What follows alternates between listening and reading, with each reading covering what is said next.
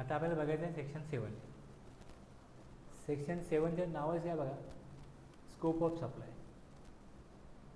Supply असेल तर tax लागेल. सेक्शन 9मध्ये बघितलं आपण लेवी कशावर आहे, ते लेवी सप्लायवर आहे. सप्लाय असेल तर लेवी होईल, अदरवाईज लेवी होणारच नाही.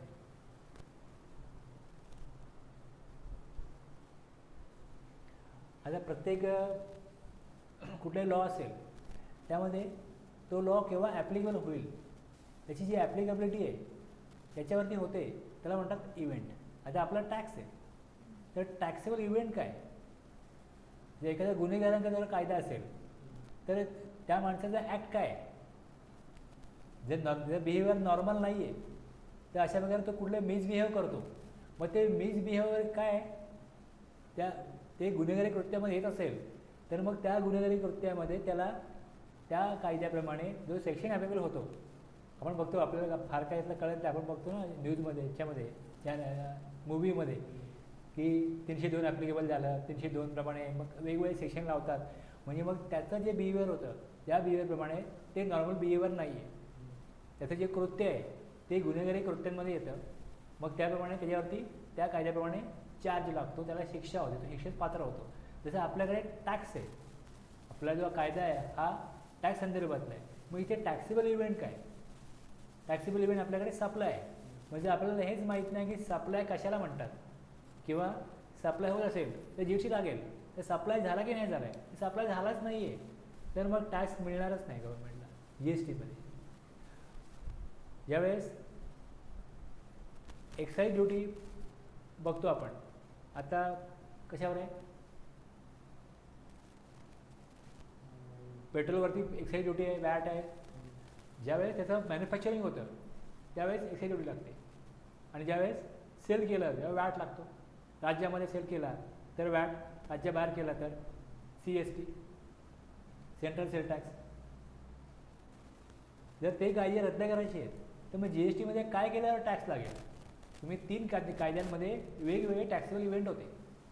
एक्साईज ड्युटी मॅन्युफॅक्चरिंग केल्यावरती होईल. मॅन्युफॅक्चरिंगचं मग डेफिनेशन जी असेल की 2-3 वस्तू ज्या आहेत त्या प्रोसेस करून एक वेगळी वस्तू बनेल, त्याची वेगळी आयडेंटिटी असेल, त्याला वेगळं नाव मिळेल, त्याला काय म्हणणार? मॅन्युफॅक्चरिंग. नवीन वस्तू निर्माण झाली. सेल, जशी आहे वस्तू तशीच विकली जाते. तर मोबाईल आहे, मोबाईल घेतला, मोबाईल विकला, तिथे विकला आहेच आहे. सर्व्हिस आहे, तर सर्व्हिसमध्ये प्रोव्हिजन ऑफ सर्व्हिस काय?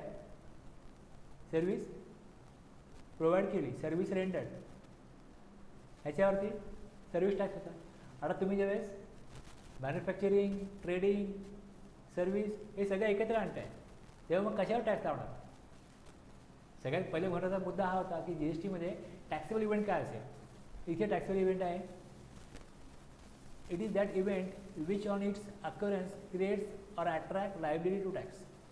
Taxable event under GST shall be the supply of goods or services or both, हे आहे, made for consideration or without consideration in the course or furtherance of business. आणि section 7मध्ये define केलं आहे. Section 7 जो आहे इथली आपली स्टॅट्युटरी प्रोव्हिजन काय? तुम्ही जर ॲक्ट काढला आणि प्रोव्हिजन रीड केली तर तुम्हाला त्यामध्ये सेक्शन 1, 1A, 2 आणि 3 हे तुम्हाला 4 सब सेक्शन दिसतील. सप्लाय इन्क्लूड्स, त्यामध्ये मग 3 क्लॉजेस आहेत, ABC. ह्या 3 क्लॉजेसमध्ये 3 शेड्यूल पण आहेत. इथे बघा एक शेड्यूल आहे, ह्या 3 क्लॉजेसमध्ये एक शेड्यूल आहे. 1A मध्ये शेड्यूल 2 आहे आणि 2A मध्ये शेड्यूल 3 आहे. म्हणजे अलॉंग विथ सेक्शन 7 तुम्हाला 3 शेड्यूल पण स्टडी करायचे. मग तुम्हाला सप्लाय आहे की नाही कळेल. सप्लाय असेल तर GST येईल. मिनिंग आणि स्कोप सप्लाय आपल्याला समजून घ्यायचं आहे, कारण की सप्लायवर टॅक्स आहे. मग ते समजून घेत असतानाच सप्लाय विदाऊट कन्सिडरेशन शेड्यूल 1मध्ये, सप्लाय विदाऊट कन्सिडरेशन जर असेल तर शेड्यूल 1मध्ये काही ट्रान्झॅक्शन्स आहेत त्यामध्ये कन्सिडरेशन नसतं, पण तरी पण सप्लाय आहे. त्या ॲक्टिव्हिटीज, त्याची ट्रान्झॅक्शन जी आहेत ती तुम्हाला शेड्यूल 1मध्ये कळतील. शेड्यूल 2 जो आहे तो सप्लाय जो होतो आहे तो गुड्सचा आहे का सर्व्हिसेसचा आहे हे आपल्याला समजतं. आता आपण बघितलं की सेक्शन 12 आणि 13 बघितलं आपण, त्यामध्ये काय होतं, time of goods, time of supply of goods, time of supply of services हे बघितलं आपण. मग त्यामध्ये तुम्हाला जर का हेच क्लिअर नाही आहे की सप्लाय गुड्सचा आहे का सर्व्हिसेसचा आहे, मग तुम्ही टाईम ऑफ सप्लाय कसा काढाल. पहिले तुम्हाला क्लिअर झालं पाहिजे की गुड्स आहे की नाही, सर्व्हिस आहे की नाही. मग त्यासाठी तुम्हाला शेड्यूल 2 सांगतो की सप्लाय ऑफ गुड्स और सप्लाय ऑफ सर्व्हिसेस हे तुम्हाला पहिले क्लिअर होईल त्या शेड्यूलप्रमाणे. आणि तिसरं एक्सक्लुजन 3, स्पेसिफिक एक्सक्लुजन. काही ट्रान्झॅक्शन आहेत, काही ॲक्टिव्हिटीज आहेत ज्यामध्ये ती GST स्कोपमध्ये येणार नाही, त्यावर GST येणार नाही, सप्लाय नाही आहे. ते ट्रान्झॅक्शन आहेत, त्यात काय देवाणघेवाण होईल, तर याच्यावरती गव्हर्नमेंटला GST घ्यायचा नाही आहे. हे GSTच्या स्कोपच्या बाहेर ठेवलेत हे शेड्यूल 3 मध्ये.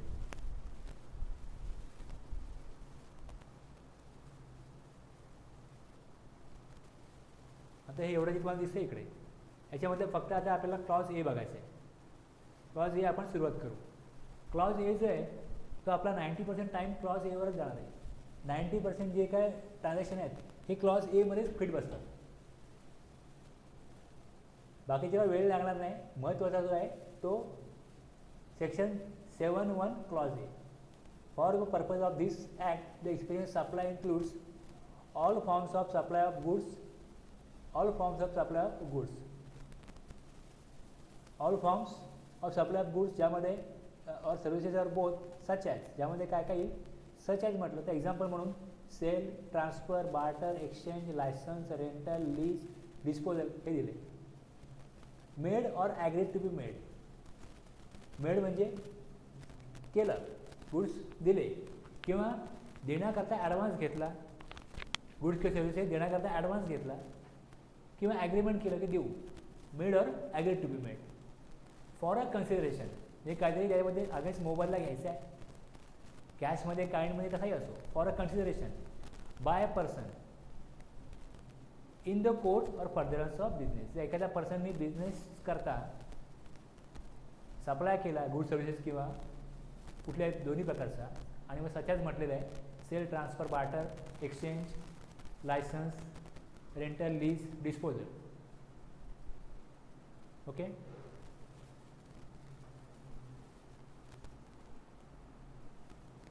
मग कळलं सेंटेन्स काय. आता हे सेंटेन्स आपल्याला समजून घ्यायचे. हे समजलं तर आपल्याला लेवी सप्लायवर आहे, सप्लाय आहे की नाही क्लिअर होईल. 90% जी ट्रान्झॅक्शन आहेत ती ह्याचप्रमाणे सप्लाय स्कोपमध्ये येतात.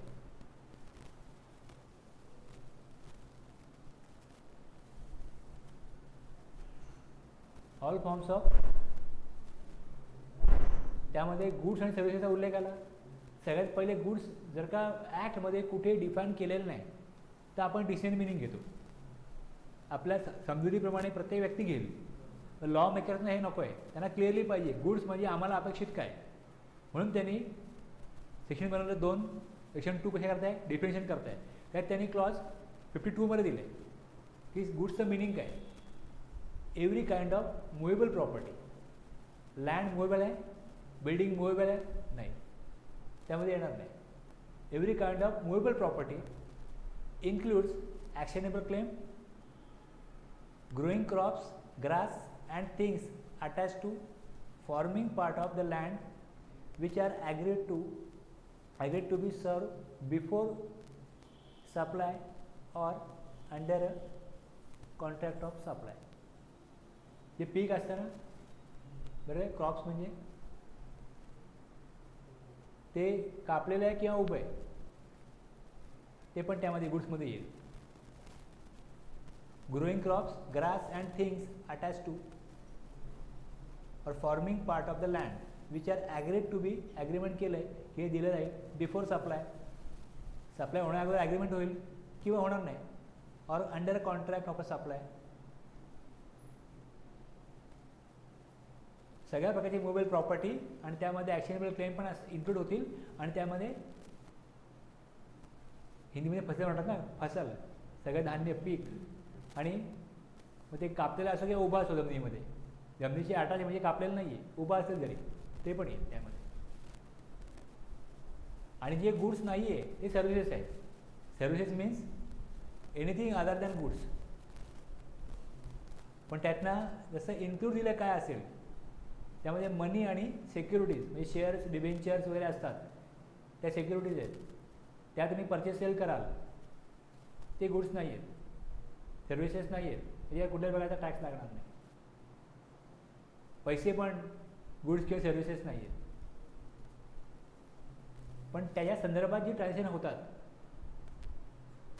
त्या संदर्भातले जे ट्रान्झॅक्शन्स आहेत, पैसे दिले, मी पैसे वापरायला दिले तुला, मी तुम्हाला पैसे वापरायला दिले, तर त्याच्या अगेन्स्ट तुमच्याकडनं मी 1,000 रुपये घेईन ते पैसे वापरण्याचे, तर मग सप्लायमध्ये येईल की नाही येणार. खाली दिले बघा, activities relating to use of money or conversion of money by cash by any other mode. Dollar पाहिजेत कॅशच्या अगेन्स्ट, मग ते दिले तर मग ते देण्याचे काय अमाऊंट चार्ज केले जाते, ती जी अमाऊंट चार्ज केली जाते हे ॲक्टिव्हिटीज आहेत ना रिलेटिंग टू मनी, ते मात्र इन्क्लूड्स आहेत. तुम्ही ATMमधनं कॅश विड्रॉ करता, 4-5 वेळा कॅश विड्रॉ केली की 6व्यांदा बँक चार्जेस लावते, मग ते चार्जेस लावते ते काय झालं, ॲक्टिव्हिटीज रिलेटिंग टू मनी झालं, त्याच्यावरती GST येईल. पैसे नुसते दिले घेतले त्याच्यावर GST नाही. अगर तुम्ही बँकेत गेलात, पैसे डिपॉझिट केले, 1,000 डिपॉझिट केले, लगेच GST येईल ना. पण मनीवर GST नाही आहे, मनी दिले घेतले नाही, मनीच्या अगेन्स्ट काय ॲक्टिव्हिटीज तुम्ही करताय, त्या संदर्भात काय रिलेटिंग टू मनी काय ॲक्टिव्हिटीज करताय, काही वेगळी तुमच्या ॲक्टिव्हिटीज आहेत, वेगळी ट्रान्झॅक्शन्स आहेत, त्याच्या अगेन्स्ट ते कन्सेशन तुम्ही घेताय, तर मग त्याच्यावरती GST येईल. गुड्स सर्व प्रकारची movable properties plus actionable claims, जी पिकं आहेत ती कापलेली उभी आहेत सगळ्या प्रकारची आहेत ती त्यामध्ये येतील.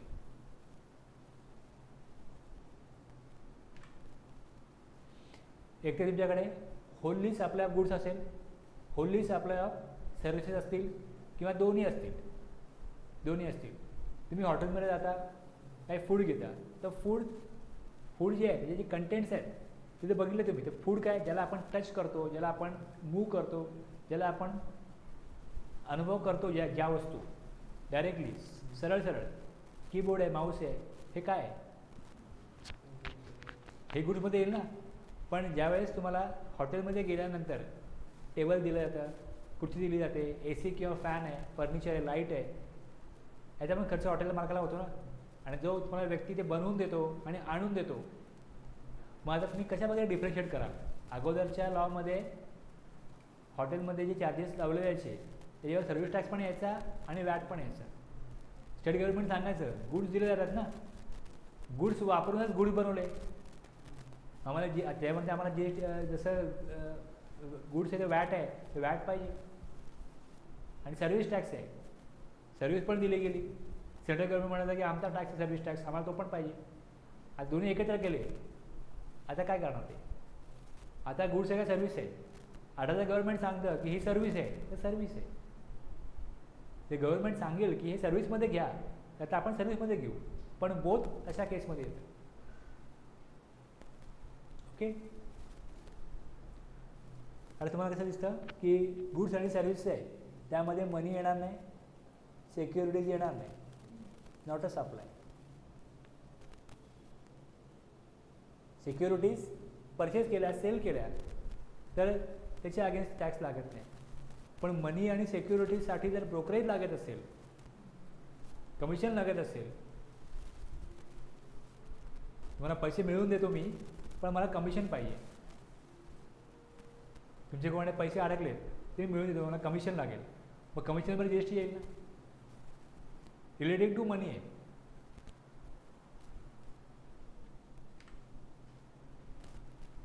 All forms of supply of goods or services.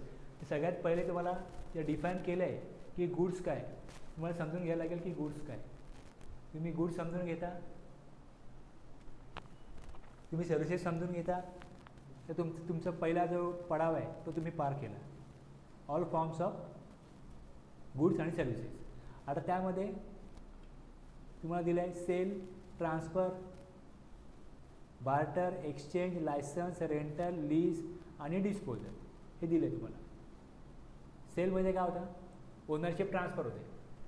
काही गुड्स आहेत एक दुसऱ्या व्यक्तीला दिले, पण सेलर बाहेर म्हणतो, सेलरने सेल केले, बाहेर नाही घेतले, त्याच्या अगेन्स्ट त्याने काय घेतलं, कन्सिडरेशन घेतलं, मग सेल झाले. ट्रान्सफर थोडं वेगळं असतं.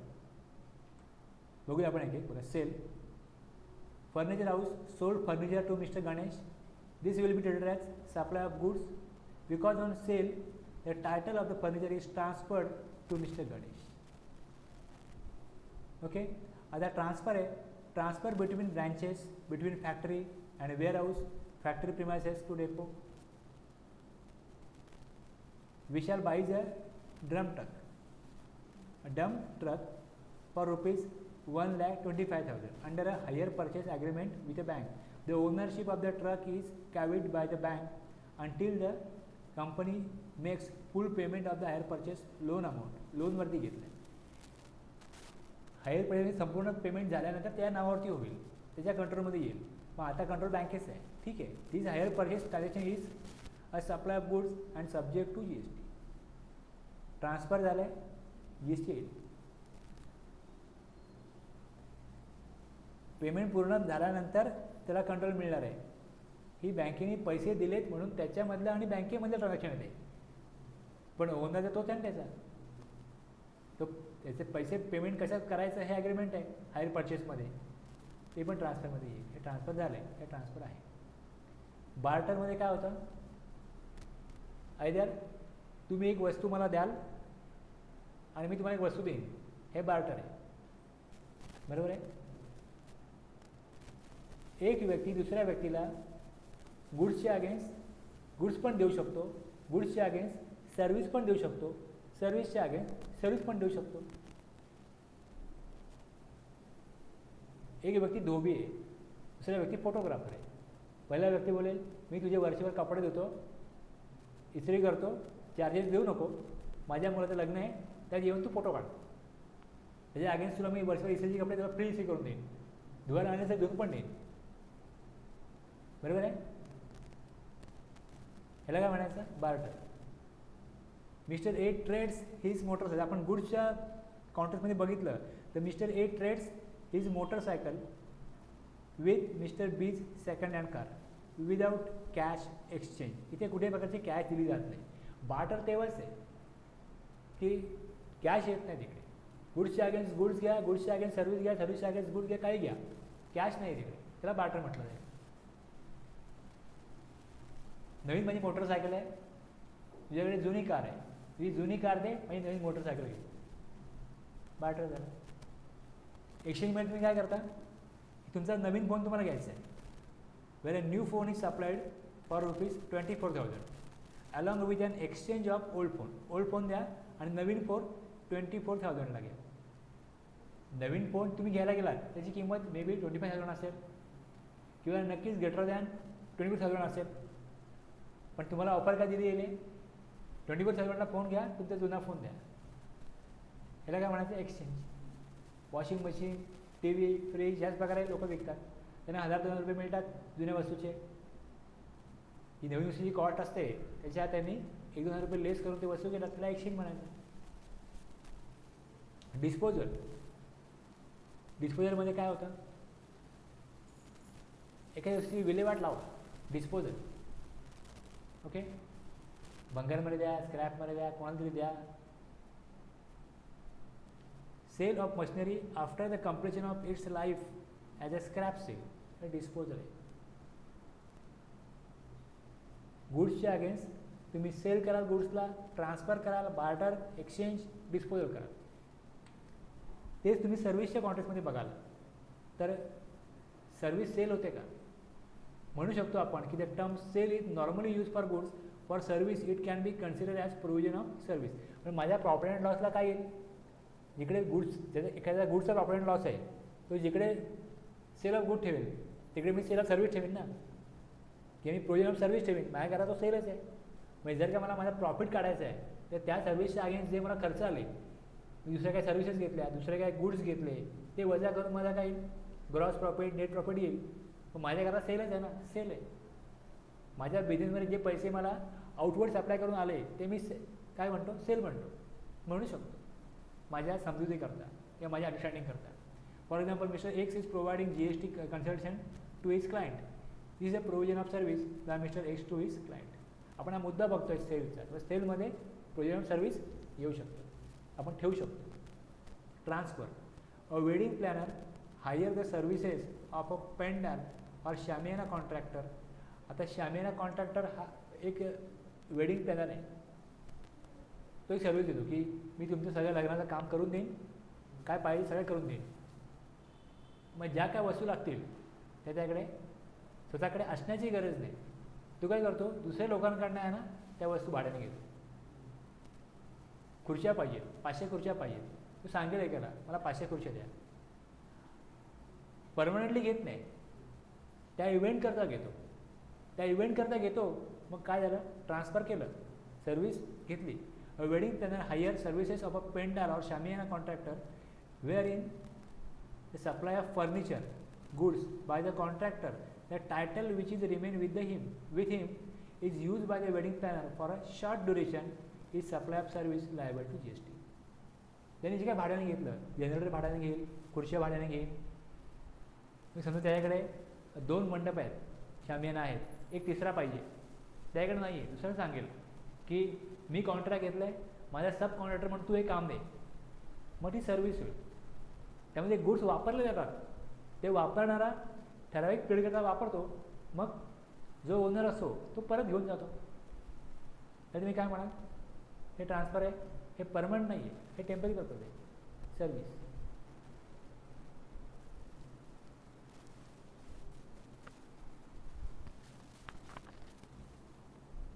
बार्टर.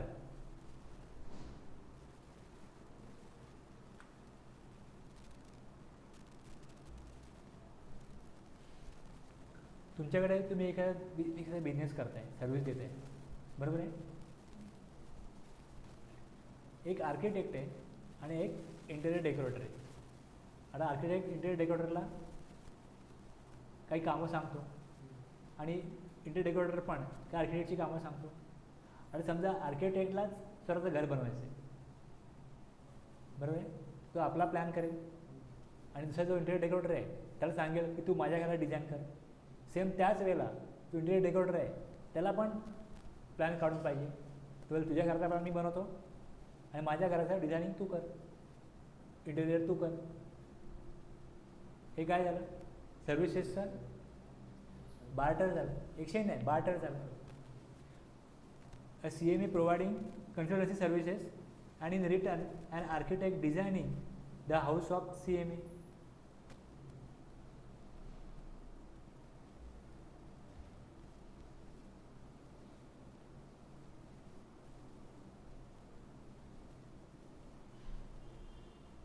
लायसन्स. आता लायसन्स, रेंटल आणि लीज हे सर्व्हिसेस करता येतं. लायसन्स, रेंटल आणि लीज हे सर्व्हिसेस करता येतात. जसे ते गुड्स वापरायला घेतले ते ट्रान्सफरमध्ये आलं. तुम्ही इथे गुड्सच्या केसमध्ये बघाल तर हे 5 येतील: सेल, ट्रान्सफर, बार्टर, एक्सचेंज आणि डिस्पोजल.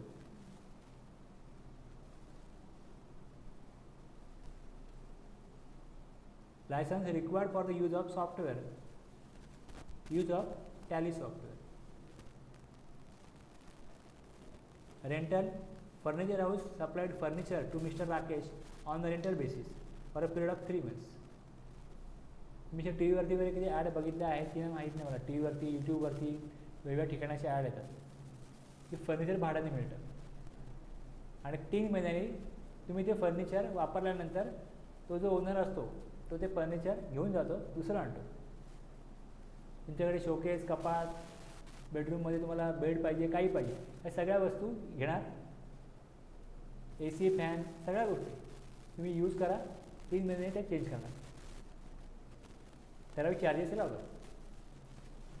जे तुम्ही वस्तूंना प्रॉपर क्लिनिंग नाही केलं तर तुमच्या वस्तू 6 महिन्यात जुन्या वाटायला लागतात. ते ठराविक पिरियडने चेंज करतात. तुम्ही त्या क्लीन ठेवा का नका ठेवा, वापरा. पण ज्यांना वस्तू नवीन दिसायला पाहिजेत आणि 2-3 वर्षांनी वस्तू खराब होतात, त्या मेंटेनन्स प्रॉपर नाही केलं तर जुन्या होतात. मग आता अशा प्रकारचा पण बिझनेस आहे की या नवीन वस्तू घ्या. ज्यांना आपलं घर चकाचक ठेवायचं एकदम सगळं नवीन चेअर नवीन, सोफा सेट नवीन, सगळं नवीन. 3 महिन्यांनी सगळं सेटअप वेगळा दिसेल. लोक बघायला जातात, अरे खूप चांगलं फर्निचर आहे, मग आणतात. मग काय लोक म्हणतात चांगलं आहे, काय लोक म्हणतात ह्याला हा कदाचित चांगला वाटला असता, त्याला तो चांगला वाटला असता. मग आपल्याला वाटायला लागतं अरे आपण ते घेतलं तर बरं झालं असतं. बदला, पुढच्या याला तो आणा. अशा प्रकारचा बिझनेस आहेत. मग त्या केसमध्ये त्यांनी दिला रेंटल आहे.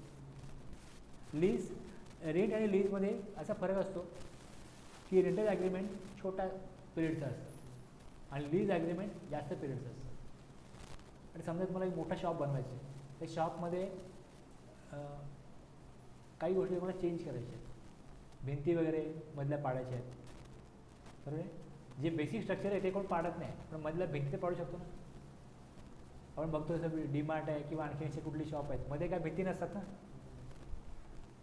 मग तसं जर करायचं असेल तर ओनर काय सांगतो की 10 वर्षाचा ॲग्रीमेंट करा. मग 10 वर्षाचं ॲग्रीमेंट करायचं आहे, जी काय फॅक्टरी बनवायची, अशा प्रकारच्या काय कुठल्या गोष्टी करायच्या आहेत, मोठं काय गोष्टी करायच्या आहेत, तर मग 10 वर्षाचा करायलाच पाहिजे. ओनरही म्हणतो की तुम्ही 10 वर्षाकरता घ्या, आणि जो घेणारा असतो तोही म्हणतो की मला 10 वर्ष तुम्ही बाहेर काढणार नाही, तर मी करतो खर्च. मग त्यांचं ॲग्रीमेंट आहे. आणि मग त्याकरता तुम्हाला जो बिझनेस करायचा आहे त्याकरता काय म्युन्सिपल परमिशन वगैरे लागणार असतील, गव्हर्नमेंटच्या परमिशन लागणार असतील. मग त्यामध्ये ओनरशिप कोणाची आहे, मालकाची आहे. मग तुम्हाला ते परत प्रत्येक वेळेस NOC लागते, यांनी माझ्या जागेमध्ये काय केलं तर मला काय हरकत नाही. मग लीज ॲग्रीमेंट केलं ना तर कुठल्याही प्रकारची परमिशन घ्यायला लागत नाही ओनरची. फक्त त्यानं तुम्हाला ते घर विकता येत नाही, जागा ते विकता येत नाही, फॅक्टरीची जागा ते विकता येत नाही. बस ते विकण्याचं ओनरलाच राईट आहे ना, फक्त ते विकणं सोडून बाकी राईट्स आहेत. सोसायटी आहे, मिटिंग अटेंड करायची आहे, लीज ॲग्रीमेंट आहे, करू शकतो. सगळ्या प्रकारचं जे ओनर करू शकतो ते सगळं लीज ॲग्रीमेंट केल्यानंतर जो टेनंट आहे तो टेनंट सगळ्या गोष्टी करू शकतो. टेनंट ओनरप्रमाणेच बिहेव करू शकतो, एक्सेप्ट तो सेल नाही करू शकत, ते विकू नाही शकत. Mr. Suresh let out land on lease to furniture house. The letting out of land on lease is considered as supply of services. Mr. Suresh lets out a building to furniture house. Furniture house use the building for display and sale of furniture. This is the supply of service. कळलं? License, rental, lease.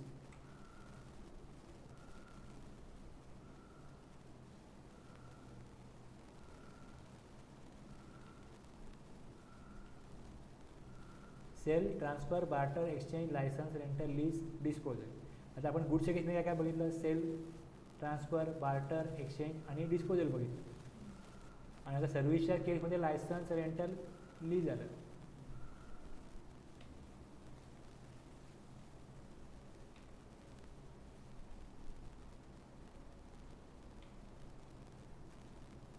Work contract define केलं आहे clause 119 मध्ये, आणि catering restaurant services आहेत. Work contract कशाला म्हणतात? Building, construction, fabrication, completion, erection, installation, fitting out, improvement, modification, repair, maintenance, renovation, alteration or commissioning of any immovable property wherein transfer of property and goods is involved in execution of such contract. Contract है building, construction, fabrication, completion, erection, installation, fitting out, improvement, modification, repair, maintenance, renovation, alteration or commissioning हे work कॉन्ट्रॅक्टमध्ये येतं. याला work contract म्हटलं जातं. Building बनवतो आणि जो विकतो तो बिल्डर किंवा डेव्हलपर आहे, पण त्याचं काम कोण करतो? दुसरा कोणतरी व्यक्ती करतो. तो येऊन त्याचा पाया बनवतो, बाकीचे बिल्डिंगचे फ्लोअर बनवतो, त्याला प्लॅस्टरिंग करतो, पेंटिंग करतो, इलेक्ट्रिक फिटिंग केलं जातं. हे करणारे वेगवेगळी लोक असतात, ते कौशल्य असलेले, स्किल असलेले वेगवेगळी माणसं असतात. ते जे कॉन्ट्रॅक्ट घेतात त्याला वर्क कॉन्ट्रॅक्ट म्हणतात. ते वर्क कॉन्ट्रॅक्ट आहे. GFC रेट त्याचा वेगळा आहे, वर्क कॉन्ट्रॅक्ट GFC रेट वेगळा आहे. आणि बिल्डर आणि प्रमोटर आहे त्यांच्याकरता GFC रेट वेगळा आहे. तुम्हाला फ्लॅट बुक करायचा आहे, तुम्ही बिल्डरकडे बुक कराल तर त्यांची जे काय ट्रान्सफर करतात, फ्लॅट दिला जातो, ते वेगळं ट्रान्झॅक्शन आहे.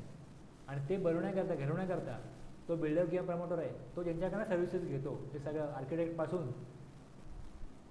जे वेगवेगळे कॉन्ट्रॅक्टर आहेत त्यांच्याकडनं कामं करून घेतो. मग आर्किटेक्ट आहे ती वेगळी सर्व्हिस झाली, इंटेरियर आहे ती वेगळी सर्व्हिस झाली. पण तेच त्यांनी डिफाईन केलं आहे की बिल्डिंग कन्स्ट्रक्शन, बिल्डरने ते कॉन्ट्रॅक्ट दुसऱ्याला दिलं की बनवून दे, ते वर्क कॉन्ट्रॅक्ट. मग तो असं पार्टली वेगवेगळ्या लोकांना वेगळी कॉन्ट्रॅक्ट देईल किंवा एकाला सांगेल तू सगळं बनवून दे, ठराविक अमाऊंट तू घे, सगळं तू उभं करून द्यायचं मला, तेवढंच काम आहे त्याचं. मटेरियल वापर किंवा मटेरियल तो देईल, तो सांगेल मला फक्त तुम्ही बनवून द्या, किंवा मटेरियल पण तुमचंच, सगळं स्किल पण तुमचंच, क्लिअर करून द्या मला. लिगल जे काय हे आहे फॉर्मॅलिटीज तर मी करेन, मग तुम्ही काम करायचं, सगळं वर्क कॉन्ट्रॅक्टमध्ये येतं. ओके. इमूव्हेबल प्रॉपर्टी असली पाहिजे, इमूव्हेबल प्रॉपर्टी असली पाहिजे. ओके. लँड किंवा बिल्डिंग इमूव्हेबल प्रॉपर्टी आहे. Transfer of property in goods is involved in execution of such work. आणि दुसरं आपण बघतो कॅटरिंग सर्व्हिसेस किंवा रेस्टॉरंटमध्ये supply by way of or as part of any service or in any other manner whatsoever of goods being food or any other article. फूडमध्ये काय येतं, तुम्ही जे काय पदार्थ घ्याल ते प्लस काय येणार, ड्रिंक येणार. पण ड्रिंकमध्ये अल्कोहोलिक लिकर फॉर ह्युमन कन्झम्पशन वाईन येणार नाही, त्यामुळे ते एक्सेप्शन आहे, ते येणार नाही. हेच आपलं बोथमध्ये येईल. आपल्या बोथ जर विचार केला तर एक वर्क कॉन्ट्रॅक्ट येईल आणि दुसरं कॅटरिंग किंवा रेस्टॉरंट सर्व्हिस येईल. क्लिअर आहे. All forms of supply of goods or services are both such as sale, transfer, barter, exchange, licence, rental, lease, disposal. आता आपण बोथ करता, बोथ पण त्यात कवर केले. Made or agreed to be made, made or agreed to be made हे दिले. Made or agreed to be made. Goods are already delivered or service is already provided to recipient म्हणजे made. Good delivery केले, ते service provide झाली ते आपण made झालं म्हणतो.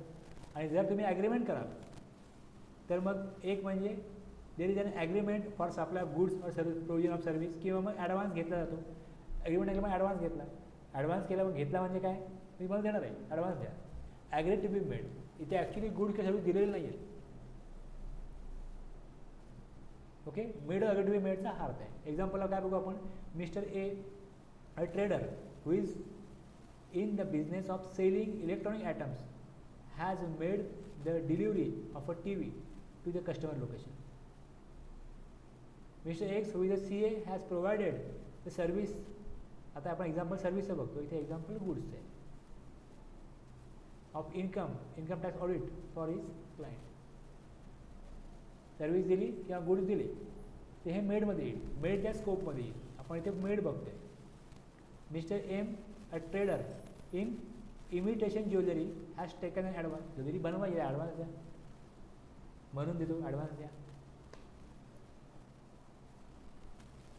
नंतर पुढच्या डेटला तुम्हाला मिळणार आहे, पण आज तुम्ही ॲडव्हान्स देता, त्यावेळेस ते ॲग्रीड टू बी मेडमध्ये येतं. ॲग्रीड टू बी मेडमध्ये येतं. गुड्स.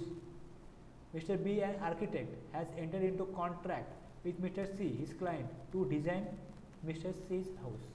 आर्किटेक्ट डिझाईन करण्याचं ॲग्रीमेंट करून, कशा प्रकारे मी डिझाईन करून देईन, किती वेळा डिझाईन करून देईन, कशा प्रकारे तुम्ही पेमेंट करायचं, ते ॲग्रीमेंट ते करतात. Agreed to be made.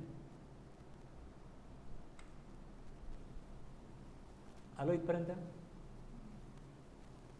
For a consideration, for a consideration all forms of supply असणार आहे. सच ॲज एक्झाम्पल दिलेत खाली काय काय कशा प्रकारे, आणि मग made or agreed to be made for a consideration त्याचा मोबदला घेतला जाणार आहे. आता कन्सिडरेशन म्हणजे काय, तर ठीक आहे त्याच्या अगेन्स्ट तुम्ही कॅश पेमेंट कराल किंवा काहीतरी कायनीमध्ये द्याल, जसं आपण बार्टरमध्ये बघितलं. पण ते पण त्याने क्लिअर केलं आहे की any payment made or to be made whether in money or otherwise, कॅशमध्ये किंवा काइंडमध्ये, in response to or for the inducement of. इंड्युसमेंटचा अर्थ काय माहिती आहे, इंड्युसमेंटचा अर्थ आहे प्रवृत्त करणे. हे तुम्हाला मी एखाद्या आमिष दाखवलं, तुम्ही प्रवृत्त व्हाल ना, इथे कसं हा एक रिस्पेक्ट आहे, in respect of, in response to, ह्याच्यात समज आहे ना, ही सर्व्हिस आहे. तर इन रिस्पॉन्स टू गुड्स आहेत, सप्लाय ते गुड द्यायचे आहेत, पेमेंट मेड गुड्सच्या against, in respect of goods. Service आहे, इन रिस्पॉन्स टू सर्व्हिस दिले त्याच्या अगेन्स्ट पेमेंट करतोय. माझा for the inducement of, for inducement of म्हणजे तो देणारा जो आहे ना, तो देणारा आहे, तो समोरच्याला गुड्सही देत नाही आणि सर्व्हिसही देत नाही. मी तुम्हाला गुड्स पण देत नाही, मी तुम्हाला सर्व्हिस पण देत नाही माझ्याकडनं, तरी पण तुम्हाला कन्सिडरेशन द्याल? सांगा मला. बघा आता कसं आहे. तुम्ही गावाला जाता बसमधनं, बसमध्ये थांबते, तुम्ही जेवण घेता, ड्रायव्हर पण जेवण घेतो, जो क्लिअर आहे किंवा कंडक्टर आहे तो पण जेवण घेतो, ते पेमेंट करतात, ते पेमेंट करतात. मग त्यांना काहीतरी मिळतं, त्यांना काहीतरी मिळतं, पण त्यांच्याकडनं हॉटेल मालक पैसे घेत नाही. ते हॉटेल मालकाला डायरेक्ट काही देतात का? ते हॉटेल मालकाला काही देत नाही. मी तुम्हाला विचारलं, मी तुम्हाला काहीच देत नाही, तुम्ही मला कन्सिडरेशन द्याल का? तुमच्या आणि माझ्यात काही असं म्हणणं नाही आहे, पण ते काय म्हणतात, तुम्ही पॅसेंजर आणले की नाही मग तुम्हाला पेमेंट नाही. म्हणजे जर का पॅसेंजर आणले तर आपल्याला पेमेंट नाही, म्हणजे इथे कसं एक आमिष आहे ना, एक प्रकारचा आमिष आहे. म्हणून for the inducement of any payment made or to be made, त्याने पेमेंट केलं, कॅशमध्ये नाही केलं पण काइंडमध्ये केलं ना, तो खाली बस घेऊन गेला, खाली बस घेऊन गेला. ते हॉटेल मला काय बोलतो, घ्या बिल, द्या पैसे, बरोबर आहे ना.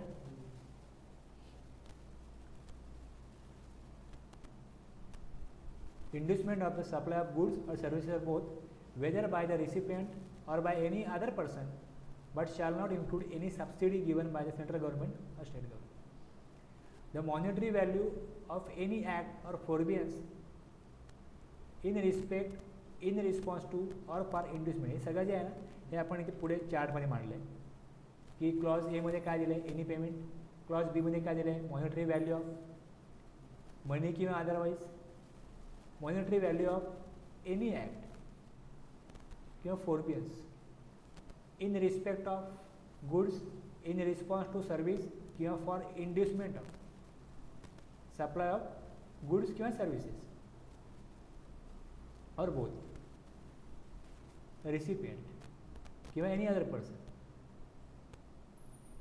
shall not include. कन्सिडरेशन काय आहे हे सांगितले जाते, कन्सिडरेशन काय आहे हे आपल्याला सांगितले जाते. कन्सिडरेशन क्लॉज ए आणि क्लॉज बी प्रमाणे.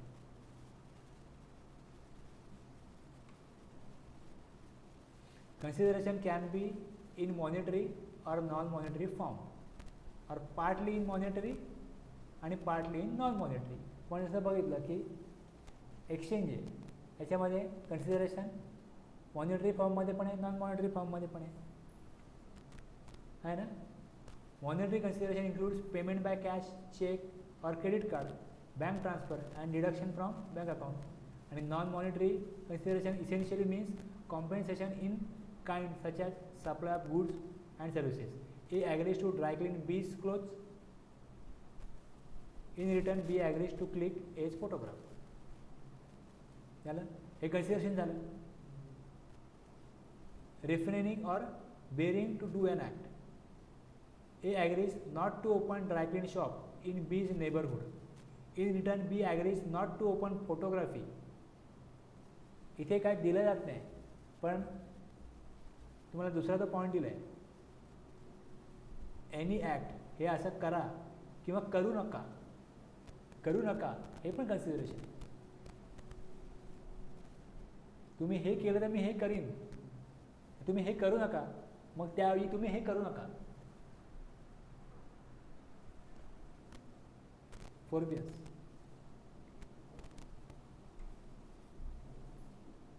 Tolerating an act or a situation. A agrees to design B's house In return, B agrees not to object to construction of A's house in his neighborhood.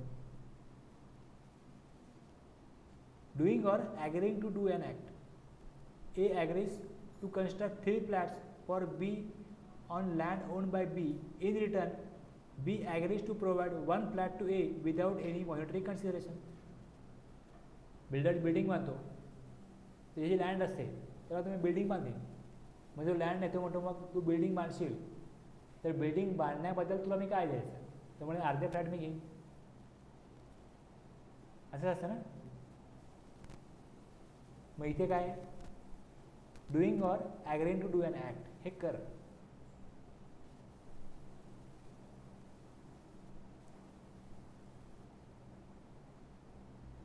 मी एका ठिकाणी जागा घेतली आणि तिथे मला classes चालू करायचे होते आणि तिथे माझं फर्निचरचं काम चालू होतं. फर्निचरचं काम चालू होतं तर तिकडे एक अशी व्यक्ती आली, म्हातारी बाई होती. तिने सांगितलं की माझे मिस्टर आहेत, ते त्यांना थोडाफार त्रास होतो तुमच्या आवाजाचा, गोंगाटाचा, तर तुम्ही जरा आवाज कमी कराल. आवाज कसा कमी करणार, मग तुम्ही बंद करा काम, आम्हाला त्रास होतो. म्हणजे प्रयत्न करतो आवाज कमी करण्याचा. ठीक आहे म्हणाली. जशी परत आली, आम्हाला झोप लागत नाही, हे नाही ते नाही वगैरे वगैरे बोलायला लागली. तर मी त्यांना विचारलं तुमच्या घरी कोण असतं, काय काय असतं. मग त्यांनी सांगितलं माझा मुलगा इकडे कामाला जातो, म्हणजे नात आहे ती कॉलेजला जाते. मग ती काय कॉमर्सला आहे, सायन्सला वगैरे माहिती मी त्यांना विचारली. मग त्यांना सांगितलं की असं असं मी क्लासेस चालू करतो आहे आणि जर तुमची जी नात आहे ना तिला माझ्याकडे क्लासला पाठवा. बघा माझ्याकडे बरेच लोक येतात, ती ज्या कॉलेजला आहे तिथले बरेच लोक माझ्याकडे शिकून गेलेत.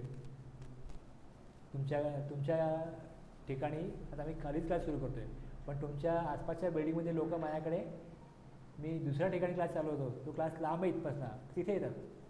तुमच्या नातीला तर तुमच्या घराजवळच क्लास मिळेल. आणि जी फीज आहे ना तुमच्याकडनं मी घेणार नाही, तुमच्या नातीकडनं फीज घेणार नाही, फ्रीमध्ये शिकवतो. पण थोडं मला तुम्ही कोऑपरेट करा. ठीक आहे, विचारा म्हणा नातीला तुमचे, विचारा. म्हणजे कॉलेजमधलं मी नाव पण सांगेन, म्हटलं कोण कोण शिकून गेलेत. माझा रिपोर्टेड म्हटलं बिझनेस आहे, चांगल्या लोक माझ्याकडे येतात, तर तुमच्या नातीकरता मी क्लास फ्रीमध्ये घेईन. आपण हे नवीन बिझनेस सुरू करतो आहे आणि असं कोणतं आपल्याला जर का त्याचं दुःख आपल्यासमोर आणेल तर उगाच आपल्याला त्रास नको, कोणाची शिवाशाप नको, म्हणून फ्री शिकवतो तुम्हाला. पण नका येऊ परपर सांगायला मला, गेली दरवर्षी मुलीला घेऊन आली. आता इथे कन्सिडरेशन काय मी घेतो आहे मला सांगा, कन्सिडरेशन काय इकडे. आता फीज किती आहे मला, जर माझ्या कोर्सची फीज समजा 8-10 हजार रुपये आहे, 20,000 रुपये, 5,000 रुपये, ते मला आता त्यावर पाणी सोडणं भाग आहे. मला शिकवायला येईल ना, म्हटलं शिकव बेटा, अभी ये अंकल से बात किए, आप जाओ क्लास के लिए. म्हटलं चालू हो जाएगा, अभी हो जाएगा मेरा, तो ओपनिंग डेट ये है, आप आके एडमिशन ले लो बाद में. अभी कुछ मेरे पास एडमिशन फॉर्म नहीं है, कुछ नहीं है, लेकिन आपका मैं क्लास लूँगा. तो कितना टाइम चाहिए आपका, कुछ टाइम चाहिए वगैरे विचारलं, माहिती वगैरे दिली मी. ठीक आहे म्हटलं, जॉईन कर लेना आप क्लास. आता सांगा, टॉलरेटिंग अन ॲक्ट और situation. A agrees to design B's house. In return, B agrees not to object to construction of A's house in his neighborhood. अशा प्रकारचं होतं, मी तुमचा क्लास घेतो पण ऑब्जेक्ट घेऊ नका.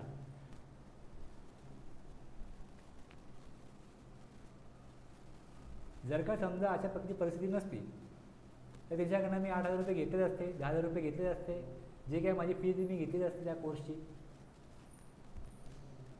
गव्हर्नमेंटचं म्हणणं काय की हे तुमचं कन्सिडरेशन आहे, ह्याच्यावर GST द्या. Although you are not getting anything in cash from the other party, from the buyer or the beneficiary, पण तुम्हाला तर GST द्यायला लागेल, कारण तुम्हीच अप्लाय केला आहे, तुम्ही कन्सिडरेशन घेतलेलं आहे. जी डेफिनेशन आहे कन्सिडरेशनची, त्यात तुम्हाला कुठल्या ना कुठल्या प्रकारे काहीतरी मिळतं आहे, तुम्हाला बेनिफिट मिळतो आहे, तो कॅशमध्ये नसताना बेनिफिट मिळतो आहे, तर ते कन्सिडरेशनच्या डेफिनेशनमध्ये येणार. ते कन्सिडरेशन आहे तुमच्याकरता, तुम्ही नाकारू शकत नाही की ते कन्सिडरेशन नाही. अदरवाईज त्यांना गरज काय होती डिफाईन करायची कन्सिडरेशन, गरजच नाही ना. कन्सिडरेशन मोबदला आहे, ठीक आहे, पण मोबदला आपण समजू, निष्कर्ष काढू कॅश, कॅश काइंड किंवा अशा प्रकारचे केलेला ॲडजस्टमेंट, अशा प्रकारे तुम्ही केलेला सॅक्रिफाईस, सगळं आलं त्यामध्ये.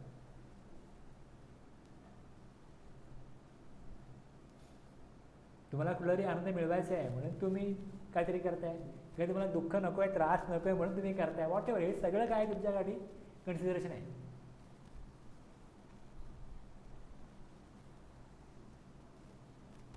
The phrase in respect of, in response to, for the inducement of means there must be a direct link between the supply. सप्लायच्या अगेन्स्ट काहीतरी डायरेक्ट लिंक आहे ना, ते सप्लायच नसता, ते घडलंच नसतं ना. काय मला काहीतरी करायचं आहे, त्याच्या आगे काहीतरी मिळते, त्या ड्रायव्हरने तिकडे गाडी नेलीच नाही, लोकांना नेलंच नाही, तर लिंकच नाही ना. काय तर सप्लाय होणारच नाही, त्यांना कस्टमर मिळणारच नाही हॉटेलला. त्या लिंक पाहिजे काहीतरी.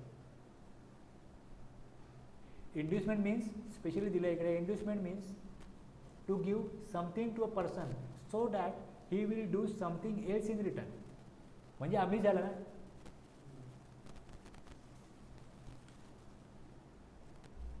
ओके ना. तुमचं टायमिंग, ऑफिस टायमिंग 10 ते 6 आहे, तुम्ही 7 पर्यंत काय थांबता? तुम्हाला काहीतरी पगारवाढ पाहिजे, बोनस पाहिजे, प्रमोशन पाहिजे, किंवा विश्वास संपादन करायचं आहे, बरोबर आहे. तुमचं डेडिकेशन आहे तुमच्या कंपनीशी, कंपनीचा फायदा होतो ना, माझा फायदा द्या, बोनस द्या, काहीतरी द्या, ओव्हरटाईम नका देऊ, काहीतरी अपेक्षा नाही माणसाची. किंवा अगदी काय नाही, त्या रिस्पेक्ट तरी द्या, पण शब्द गोड तरी बोला, तुम्ही काहीतरी अपेक्षा करत असाल ना त्याच्या अगेन्स्ट. बस हेच आहे, हे इंड्युसमेंटमध्ये येतं. A lawyer providing a service for monetary consideration. A service is received from club against membership. Service is received from a club against membership. तुम्ही मेंबर आहात त्या क्लबमध्ये, तर डायरेक्ट लिंक आहे ना तिकडे. फॅसिलिटीज का मिळतात? मेंबरलाच मिळतात. तुम्ही इमिजिएटली घ्या, whether or not immediately use. एक स्विमिंग पूल बनतोय, एक अशा प्रकारे एक जागा आहे जिकडे वॉकिंग ट्रॅक असेल, धावण्याकरता ट्रॅक असेल, स्विमिंग पूल असेल, तिथे कॅरम किंवा असे इंडोर गेम आहेत, चेस, कॅरम, टेबल टेनिस, हे तुम्हाला खेळता येतील. तुम्ही क्लबचा मेंबर व्हा, तुम्हाला तुमच्या घरातले मेंबर आहेत 4 लोकांकरता मेंबरशिप मिळेल 25,000ची. 4 जणांना आम्ही मेंबरशिप देऊ. क्लबमध्ये या, मेंबरशिप घेतली, सर्व्हिसेस तुम्ही घेणार आहात, त्याच्या अगेन्स्ट जी अमाऊंट घेतली जाईल ती कन्सिडरेशन आहे. रेस्टॉरंट आहे, offered free meals to drivers of buses carrying passengers as an inducement to bring potential customers to his business premises. Since the meal were not given to drivers of empty buses, there is a direct link between the act of bringing passengers to the food outlet and the provision of the free meals. Service कुठे येतात ते? Free meal. आणि त्याच्या आगे त्याचा supply काय? Passenger आणणं, हा त्याचा सप्लाय. ड्रायव्हरचं आणि हॉटेलचं, ड्रायव्हरचा सप्लाय कुठला आहे?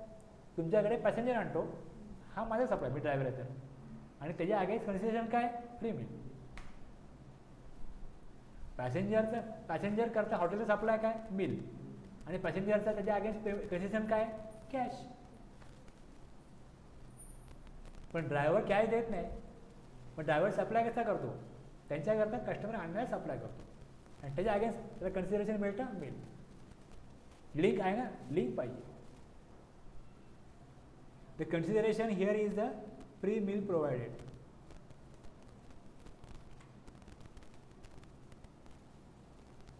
आता डिपॉझिट घेतलं जातं, ह्यामधला एक अपवादात्मक मुद्दा असा आहे, deposit shall not be treated as consideration unless it is appreciated by the supplier towards supply of goods and services. आता समजा तुम्ही एखाद्या कंपनीचं हे घ्या, एजन्सी घ्या, समजा आईस्क्रीमची एजन्सी घेतली, ती कंपनी म्हणते आम्ही तुम्हाला काय करू? फ्रीजर देऊ, तुम्हाला त्याचे फ्रीजरचे डिपॉझिट म्हणून 10,000 द्यायला लागतील. फ्रीजरची किंमत 25,000 रुपये, पण तुम्ही विकत नका घेऊ, कंपनी देईल तुम्हाला, पण 10,000 डिपॉझिट घेईल. 10,000 रुपये दिले, 40,000चे आईस्क्रीम घेतले, 10,000 डिपॉझिट घेतले. सप्लाय किती अमाऊंट्स आहे? हां, तेच सांगितले, जे डिपॉझिट घेतलेले आहे ते रिफंडेबल आहे. एजन्सी कॅन्सल झाली, नको तुमची एजन्सी आम्हाला नको, तुमचं आईस्क्रीम यापुढे विकणार नाही आम्ही. कंपनी म्हणेन फ्रीजर परत द्या. ओनर कोण आहे फ्रीजरचा? तो फ्रीजर आहे, त्याचा मालकी हक्क कंपनीचा आहे.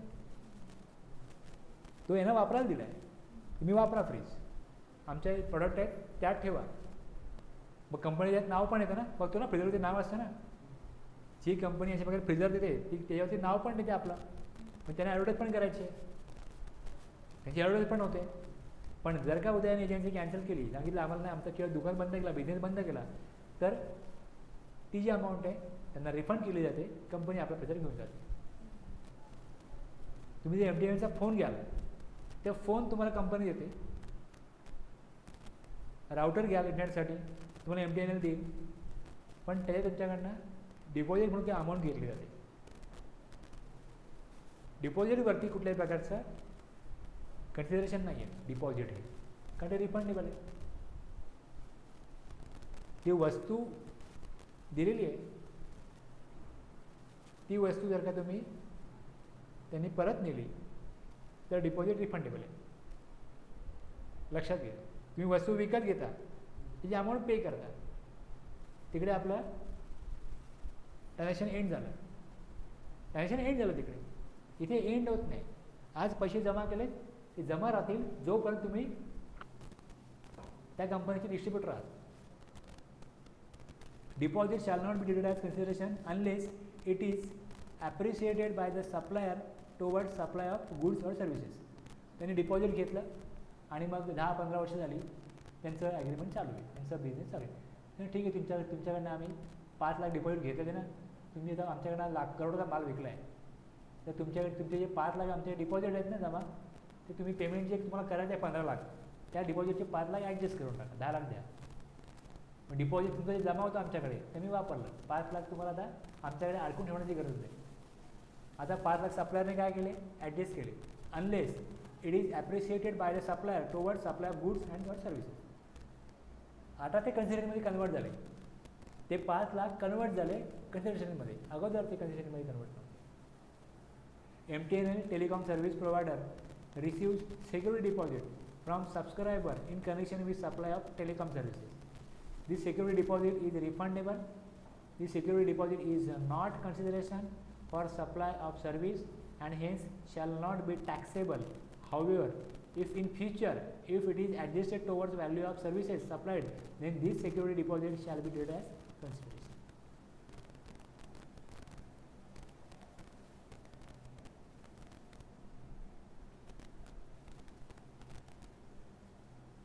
आता इंटरनेटसाठी मी राउटर वापरतो, बरोबर. या राउटरवरती काय होतं, लाईट गेली ना तर माझं राउटर बंद होतं, इंटरनेट सर्व्हिस बंद होते. आता आपल्याला लाईट गेली, आपण काय वापरतो, इन्व्हर्टर वापरतो, आपलं इंटरनेट बंद होतं. मग त्यांनी मला एक वेगळं इन्स्ट्रुमेंट दिलं, ते लावा, मग मी डायरेक्ट लाईन देतो. डायरेक्ट लाईन तुम्हाला दिली ना तर लाईट असो नसो, तुमच्याकडे इन्व्हर्टर आहे, तुमची नेट सर्व्हिस बंद होणार नाही. पण त्या इन्स्ट्रुमेंटचे 500 रुपये डिपॉझिट घेतले, त्यांच्याकडनं मी मंथली सर्व्हिस घेतो 500 रुपयाची, त्यावर GST लावतो, ते लावतात, GSTचं बिल येतं. पण ही जी अमाऊंट त्यांनी घेतली आहे डिपॉझिटची, याचंही मला त्याने बिल दिलं की आमच्याकडे डिपॉझिट म्हणून 500 रुपये जमा आहेत. तुम्ही सांगितलं उद्या की बिल्डिंग आमची रिकन्स्ट्रक्ट होते, दुसरीकडे मी शिफ्ट होतो आहे, तिकडे यांची सर्व्हिस असेल शिफ्टिंग करून मिळेल, सर्व्हिस नसेल तर ते घेऊन जातील आणि मला 500 ते रिफंड करतील. आणि ती वस्तू जर बिघडली त्यांना मी कळवणार, ते दुसरे आणून देणार. तुमचा फोन जर बिघडला MTNLचा तर त्यांच्या ऑफिसमध्ये घेऊन जायचं, तुम्हाला दुसरा फोन मिळतो. मे बी नवीनही मिळेल, मे बी दुसऱ्या कोणाचा खराब झाला आहे तो रिपेअर करून झालेलाही मिळेल. पण त्यांनी मला सुरुवातीला नवीन दिला होता, पण नवीन स्टॉकमध्ये होता. आता स्टॉकमध्ये त्यांचा वापरला असेल तर वापरला मिळेल, नवीन मिळेल. आलं लक्षात ना. Any deposit made which is intended by the parties to the offset against the purchase price once the supply has been made, such deposit will represent consideration and thus fall within the scope of GST. This becomes liable for tax the day it is received. आता actually बघा, सप्लायरने मला invoice दिलाच आहे ना, त्याच्या against मला payment द्यायचं आहे.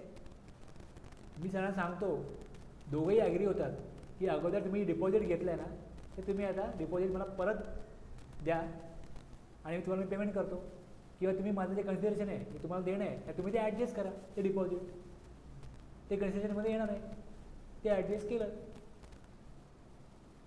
सांगायचा मुद्दा काय, डिपॉझिटवरती कुठल्याही प्रकारचा GST येणार नाही. मी सुरुवात जेव्हा एजन्सीला केली तर 4 लाखाचा माल घेतला, 1 लाख डिपॉझिट दिले, तर 4 लाखावर GST लागेल, 1 लाखावर GST येणार नाही. कन्सिडरेशन काय, 4 लाख, 1 लाख काय deposit. Deposit is not consideration, so no levy of GST. एवढाच मुद्दा आहे याच्यामधला.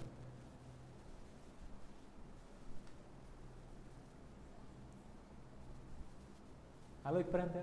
आता पुढे पर्सन आहे. पर्सनमध्ये कोण आहे, इंडिव्हिज्युअल, HUF, कंपनी, फर्म, हे सगळे आपण इकडे दिले. इंडिव्हिज्युअल, HUF, फर्म, मग LLP, an association of person, body of individual, whether incorporated or not in India, outside India, trust, okay. A cooperative society register under the law relating to cooperative societies. Societies are defined under the Societies Registration Act 1860. Any corporation established by under any central, state or provincial act or government company as defined in section 245 of Companies Act. A local authority, a company. Okay. Any body corporate incorporated by or under the law of a country outside India. Company आणि body कॉर्पोरेटमधला फरक काय वगैरे अशा ज्या गोष्टी आहेत ना, त्या सगळ्या आपण इन्कम टॅक्समध्ये शिकतो. मी जर का तुम्हाला असं काही समोर आलं आणि जर तुम्हाला वाटलं की बॉडी कॉर्पोरेट शब्द आला आहे, आपल्याला काय एक्सप्लेन नाही केलं, हे मी एक्सप्लेन करायला गेलो ना इन्कम टॅक्समध्ये, हे जे पॉईंट शिकवतो की असेसी टाईप कोण कोण आहेत, कुठले असेसी आहेत, म्हणजे असेसी आहेत तिकडे, हेच त्याने इकडे काय केले, पर्सनकडे दिले. हेच सगळे पर्सन आहेत. तिथे पण आहे इन्कम टॅक्समध्ये पर्सन कोण कोण असतात, पण मग तिकडे 1.5-2 तास हे सगळं सांगण्यात जातं. तुम्हाला जर का असा एखादा पॉईंट वाटतो की बॉडी कॉर्पोरेट आणि कंपनीमध्ये काय फरक आहे, जा तुम्ही यूट्यूबला सर्च करा, तुम्हाला 10-15 मिनिटात उत्तर काय काय ऐकायला लागेल. तुम्ही तो पॉईंट स्किप केला, तुम्हाला अशा काय गोष्टी वाटतील, अरे ह्या नाही कळल्या. आता जे CA स्टुडंट आहेत त्यांना हे 2 जे सब्जेक्ट आहेत, 60 मार्कला इन्कम टॅक्स, 40 मार्कला GST, हे 2 शिकायला त्यांना जे क्लासेस लोक घेतात ते 250 तास 200 तासाच्या वरती शिकवतात, 200 तासाच्या वरती शिकवतात. काय लोक असे 60 मार्काला 180 तास शिकवतात, आणि GSTला पण 40 मार्काला 120 तास शिकवतात, 90 तास तर कमसे कम शिकवतात. फक्त तर आपला कोर्स आहे 54 आवर्सचा, त्यात तुम्हाला मला टॅलीमध्ये पण दाखवायचं आहे, GST कसं अप्लाय करायचं हे पण दाखवायचं आहे. त्यामुळे होतं काय, अशा पॉईंटला मी फार वेळ देऊ शकत नाही, आणि तुम्ही इन्कम टॅक्सचा तुम्हाला काहीच माहीत नाही. त्यामुळे तुम्हाला काय होतं, हे पॉईंट अरे थोडंसं आपल्याला काहीतरी मिसिंग आहे, सांगितलं फक्त पर्सन काय, आता कन्सिडरेशन आहे, तो पॉईंट तर GSTचाच आहे, तो मला एक्सप्लेन करायला पाहिजे, पण पर्सनमध्ये मी एवढा वेळ घालू शकत नाही. मी जस्ट तुम्हाला 2 मिनिटात सांगणार पर्सन एवढे आहेत, मग गव्हर्नमेंट असो, कंपनी असो, कोणी असो, पार्टनरशिप फर्म असो, बस संपला माझा विषय. ट्रस्ट असो, क्लब असो, okay, central government, state government, person संपले. तुम्ही जेवढी माहिती घ्याल तितकी तुमचं नॉलेज वाढत जाईल, तुमचा कॉन्फिडन्स वाढत जाईल. मी रोज काय नवीन गोष्टी ऐकत असतो, वाचत असतो, किंवा जे मी शिकवतो त्यातही मला शार्पनेस यावा म्हणून ते पण दुसरे कोणी शिकवलं आहे ते मी ऐकत असतो. त्यातनं मला माझी स्पीच इम्प्रूव्ह होते, माझा कॉन्फिडन्स इम्प्रूव्ह होतो, लोकांपर्यंत माझा आशय चांगला वगैरे पोचतो. कुठल्याही व्यक्तीला जो आयुष्यभर स्टुडंट आहे त्यामध्ये इम्प्रूव्हमेंट होत राहते. तुमचा चॉईस आहे की तुम्ही किती वेळ द्यायचा. तर तुम्हाला तुमच्या कामात सफाई यायला पाहिजे असेल, कॉन्फिडन्स यायला पाहिजे असेल, तर तुम्हाला कायम काय ना काय ऐकायला राहिलं पाहिजे, शिकायला राहिलं पाहिजे. ही गोष्ट तुम्हाला कॉन्फिडन्स देते. आपण बराच वेळ असा कुठेतरी फालतू वाया घालवतो. ऑफिसमध्ये 8 तास तुम्ही काम नाही करत. जेव्हा तुम्हाला वेळ मिळेल तुम्ही ठेवा एक 15 मिनिटं अर्धा तास. हळू तुम्हाला आवड निर्माण झाली ना, तुम्ही खूप वाचाल. असे काही लोक आहेत ज्यांना आपण त्यांचं नाव ऐकतो, तर बिल गेट्स आहे, ते कायम वाचत राहायचे. कसे वाचत राहायचे? आपण कधी अभ्यास करायला लागलं, घरचे बोलायचे अभ्यास करा अभ्यास करा, आपण अभ्यास नाही करत. आणि ही माणसं कशी वाचायची? त्या फ्रिक्वेन्सीला पोचलं नाही एकदा, नॉलेज मला पाहिजे, मला व्यवस्थित कळलं पाहिजे, ही भावना एवढी त्याच्यात मला तीव्र निर्माण व्हायची, तीव्र निर्माण झाली तर त्यांच्याकडनं आपोआप अभ्यास व्हायचा. ते करायचे नाही अभ्यास, व्हायचा अभ्यास. आपण जेव्हा त्या लेवलला जाऊ तेव्हा आपल्याकडनं एवढा अभ्यास होईल.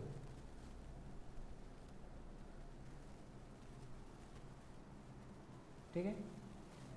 तेव्हा जेवढ्या गोष्टी येतात, आता आपण एवढा वेळ घालवला की नक्की सप्लाय इन्क्लूडमध्ये काय काय हेच चाललं ना आपलं.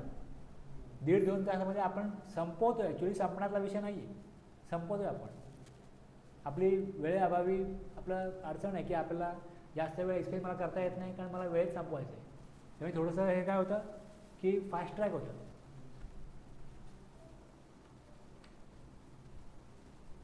पर्सन झाले in the course or furtherance of business. आता ही पण एक अट आहे की all forms of supply of goods or services. Supply मी घेतला आहे, तो बिझनेस करता घेतला आहे का हे बघायला पाहिजे.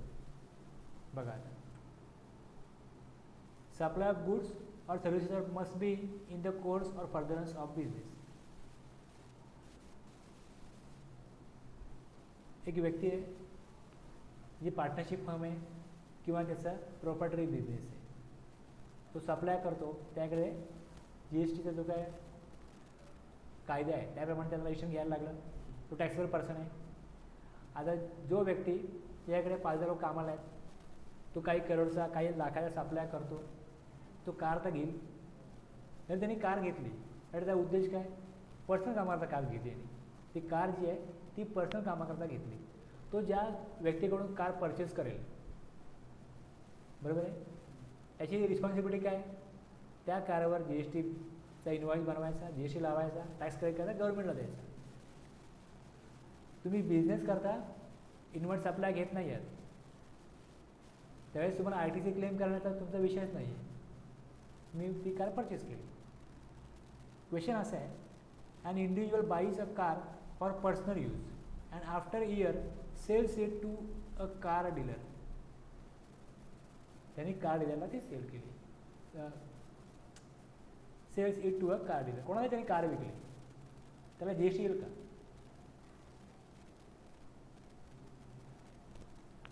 बिझनेस आहे, मशिनरी विकत घेतली, ITC घेतला जाईल. ती मशिनरी जुनी झाली किंवा आणखी चांगल्या दाबाची मशिनरी घ्यायची म्हणून ती मशिनरी विकायची आहे, तर GST येईल. कारण की बिझनेस काय? फर्दरन्स ऑफ बिझनेस. उद्देश काय इकडे? फर्दरन्स ऑफ बिझनेस. बिझनेस करताय in the course or furtherance of business, हे इथे ॲप्लिकेबल आहे. पण कार तर पर्सनल करता घेतली होती, त्याचा कुठलाही ITC वगैरे क्लेम करण्याचा जो काही प्रोविजन आहे त्याचा विचार पण नाही केला त्या व्यक्तीने. हे माझे पर्सनल यूज करता कार आहे. त्याने GST नंबर सप्लायरनी मागितला, दिला, ओके, तो दिला नाही, पण त्याने कुठल्या प्रकारचा ITC क्लेम केला नाही. आता ज्यावेळेस तो कार विकेल तेव्हा in the course or furtherance of business नाही आहे. इथे no, because supply is not made by the individual in the course or furtherance of business. Further, no input tax credit was admissible on such car at the time of its acquisition. त्याने जेव्हा invert supply घेतला तेव्हा त्याला कुठलाही ITC मिळणार नाही, त्याने घ्यायचा नाही. It was meant for non business use. जर त्याने कुठल्या प्रकारचा ITC घेतला नाही आणि विकताना आता तू सप्लाय केला आहे, आता तू टॅक्स कलेक्ट कर, गव्हर्नमेंट नाही बोलू शकत. आज तुम्ही कारवरती मागाल, उद्या घरामध्ये TV आहे, TV जर विकायचा आहे, नवीन TV घ्यायचा आहे, TV जुना झाला आहे, हा जुना TV घेऊन टाका 1,000 रुपये, नवीन TV 15,000 रुपये, 100 मध्ये दिला, मग तुम्ही 1000 रुपये मिळणार तुम्हाला, मग द्या GST, विकला तुम्ही 1000 रुपयात, असं होईल ना. पर्सनल यूजच्या वस्तू आहेत, GST त्यावरती येत नाही, कारण तो in the course of personal business मध्ये येत नाही.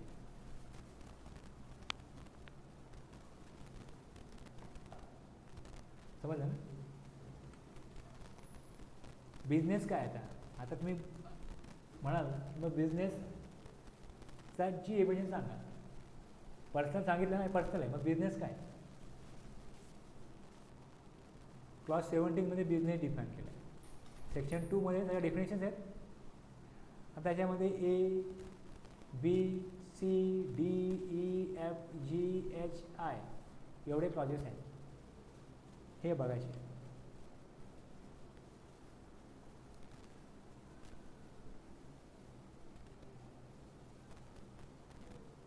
Business includes any trade.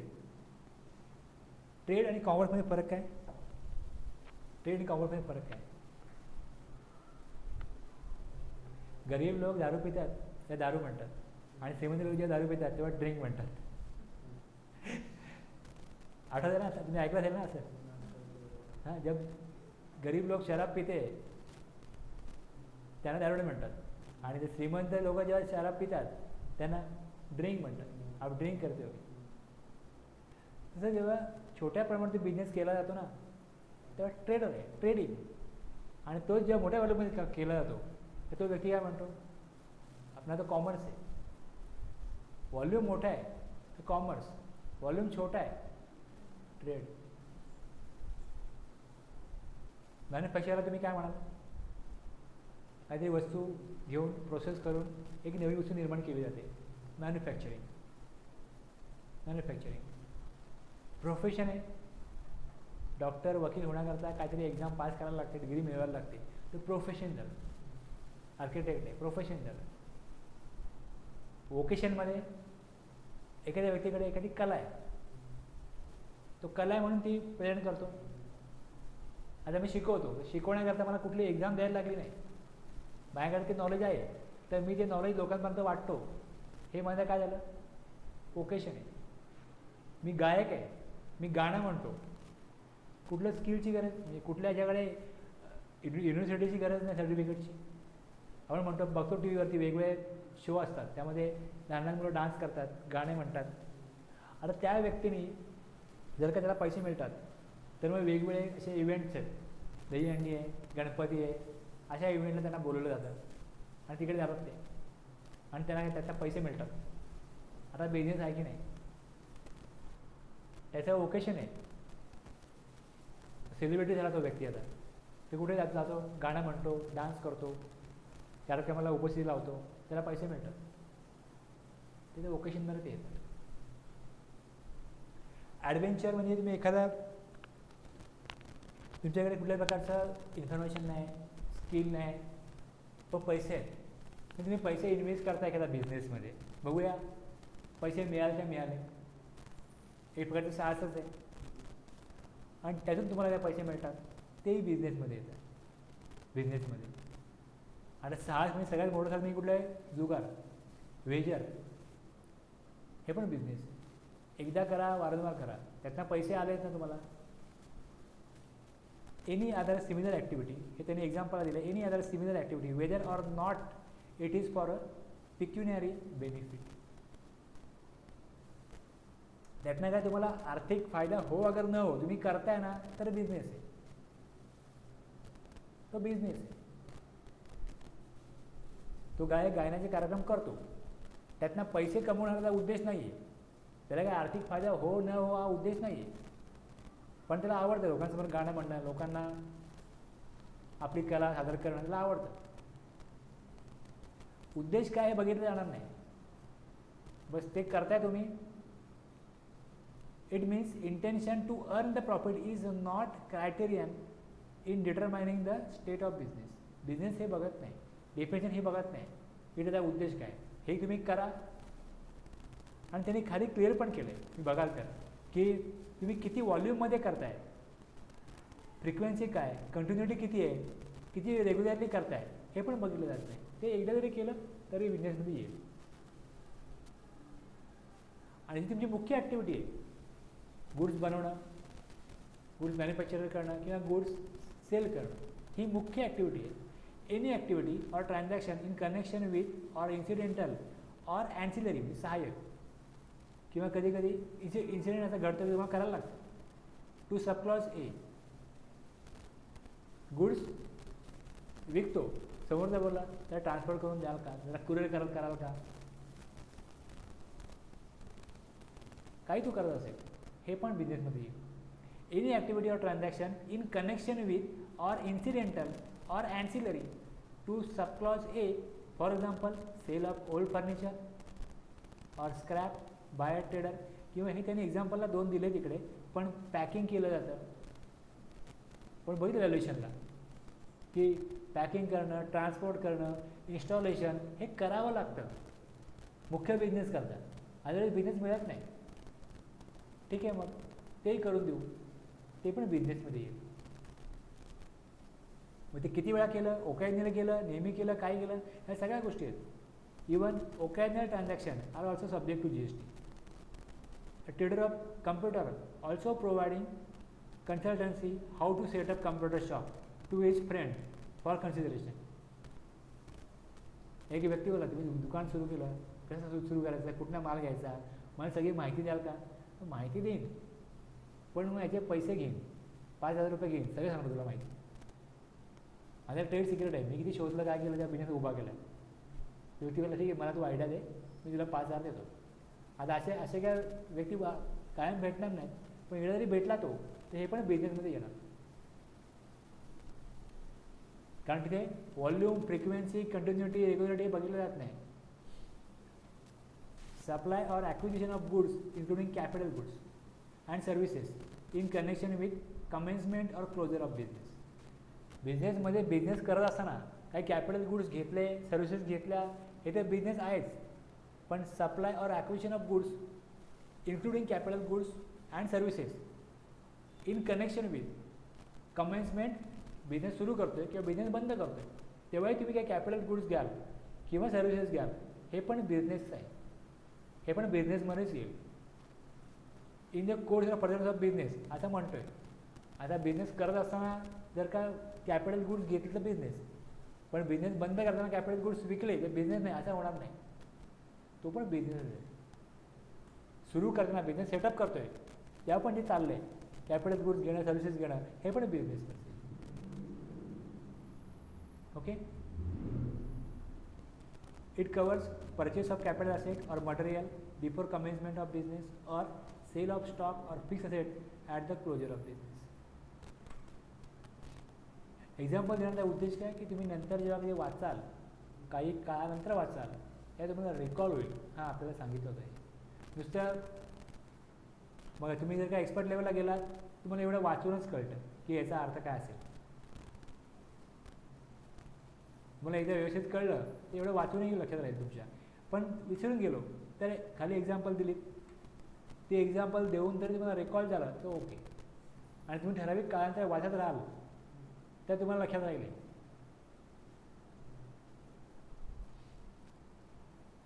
एखादा बिझनेस आहे त्याच्याशी डायरेक्टली संबंधित ABCD होते. ईमध्ये त्यांनी आणखीन स्कोप वायडर केला आहे की बिझनेसमध्ये काय काय येतं. तर बघा, प्रोव्हिजन बाय क्लब, क्लब त्याचे मेंबर्सला काय करतो, सर्व्हिस देतो. Provision by club, association, society or any such body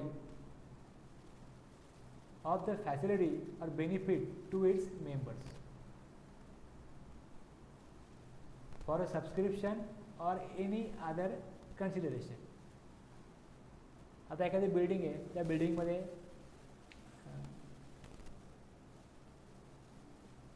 काय असं हॉल असतो, तुम्ही बघता ना काय ते कुठली सिरियल आहे ती तारक मेहता का, त्यांचं जे क्लब हाऊस आहे, त्या क्लब हाऊसमध्ये जागा दाखवली बरीच. समजा कोणाच्या घरी एखादा कार्यक्रम ठेवायचा आहे, बर्थडे, साखरपुडा, सांगितलं ते क्लब हाऊस द्याल का आम्हाला, तिथे आम्ही ठेवतो. दुसरीकडे काय बोलेल की जर का जायचं आहे मग कोणाला फुकटला द्यायचं, चार्जेस घ्यायचे. आता चार्जेस घ्यायचे म्हटले तर मग provision by club, association, society or any such body, मेंबरला देणार, बाहेर कोणाला द्यायचं नाही. मेंबरला देणार. तुम्ही मेंबरला द्याल, बाहेर द्यायला बिझनेस होईलच, पण मेंबरला जरी दिलं तरी बिझनेस आहे. Facility or benefit provided by club etcetera are sports facilities like swimming pool, हे क्लबमध्ये येईल. टेबल टेनिस, क्रिकेट त्याने दिलं, हे काय झालं, मेंबरला दिलं, पण हे पण काय बिझनेस झाला. आमचा बिझनेस नाही, आमचा क्लब आहे पण हा बिझनेस आहे. त्यांना दिलं, मग त्याच्याकडनं काय अमाऊंट घ्याल तर गव्हर्नमेंटला GST पाहिजे याच्यावरती. रेस्टॉरंट फॅसिलिटी, बँकेट हॉल और open ground, accommodation facility, rooms, library, conference room. Society आहे त्याने त्यांचा रूम दिला, त्याचे काय कन्सेशन घेतलं कोणाकडनं, तो बिझनेस झाला. त्यामुळे त्यांना अशा प्रकारच्या ॲक्टिव्हिटीज कव्हर करायच्या आहेत, म्हणून त्यांनी या प्रकारे बनवलं. बाकी ते बिझनेस आहे तर बिझनेसच आहे ना. गुड्स घेऊ, सर्व्हिस घेऊ, इन्व्हर्ट सप्लाय घेऊ, आउटवर्ड सप्लाय घेऊ, बिझनेस येणार ते त्याचा बिझनेस आहे. पण हे म्हणून आमचा बिझनेस नाही आहे, म्हणजे आमच्या बिल्डिंग करता घेतलं आहे, आमची सोसायटी आहे, आमचं असोसिएशन आहे, आमचा क्लब आहे, क्लब मेंबर्स करताय. आम्ही रिलॅक्स होण्याकरता क्लब बनवला. या स्विमिंग करा, टेबल टेनिस खेळा, फुटबॉल खेळा, इकडे क्रिकेट खेळा, हा पण बिझनेस आहे. Admission for consideration of person of any premises, आता कुठल्याही प्रिमायसेसमध्ये ॲडमिशन घ्याल तो पण बिझनेस आहे. Admission for a consideration of persons to any premises, entry cricket to amusement park, sorry entry tickets to amusement park, Diwali mela, cinema theatre, तिकडे entry करता पैसे.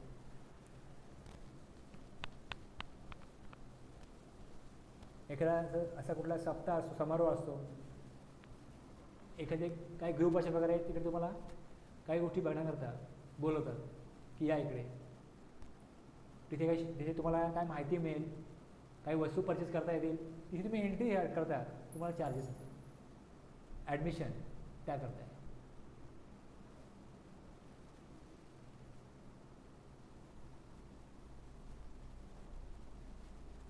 Services supplied by a person as a holder of an office which has been accepted by him in the course or furtherance of his trade, profession or vocation. Services supplied by a person as the holder of an office which has been accepted by him. आता याचा बघा एकदम का दिला आहे. An advocate get appointed as member of the arbitration tribunal. CN practice provides CFO or independent directory services. He will be covered. ह्या services आहेत, ह्या सर्व्हिसेस आहेत, ह्या पण बिझनेस म्हणून मानले जाते. आता ट्रिब्युनल काय असतं, ट्रिब्युनल आर्बिट्रेशन ट्रिब्युनल काय असतं, सरकार बघा वेगवेगळ्या कमिट्या नेमतं, त्यामार्फत चौकशी केली जाते, मग त्याला तिकडे नेमलं जातं एखाद्या व्यक्तीला. तसं आर्बिट्रेशन ट्रिब्युनल आहे, कोणाला यात तंटा आहे तो सोडवण्याकरता गव्हर्नमेंट एक ट्रिब्युनल बनवतं की तुम्ही यांच्याकडे या, ते तुमचा तंटा सोडवेल, आर्बिट्रेशन ट्रिब्युनल. मग त्या ॲडव्होकेटला तिथे काय केलं, अपॉइंट केलं मेंबर म्हणून त्या ट्रिब्युनलचा. तर हे पण बिझनेसमध्ये कव्हर होईल.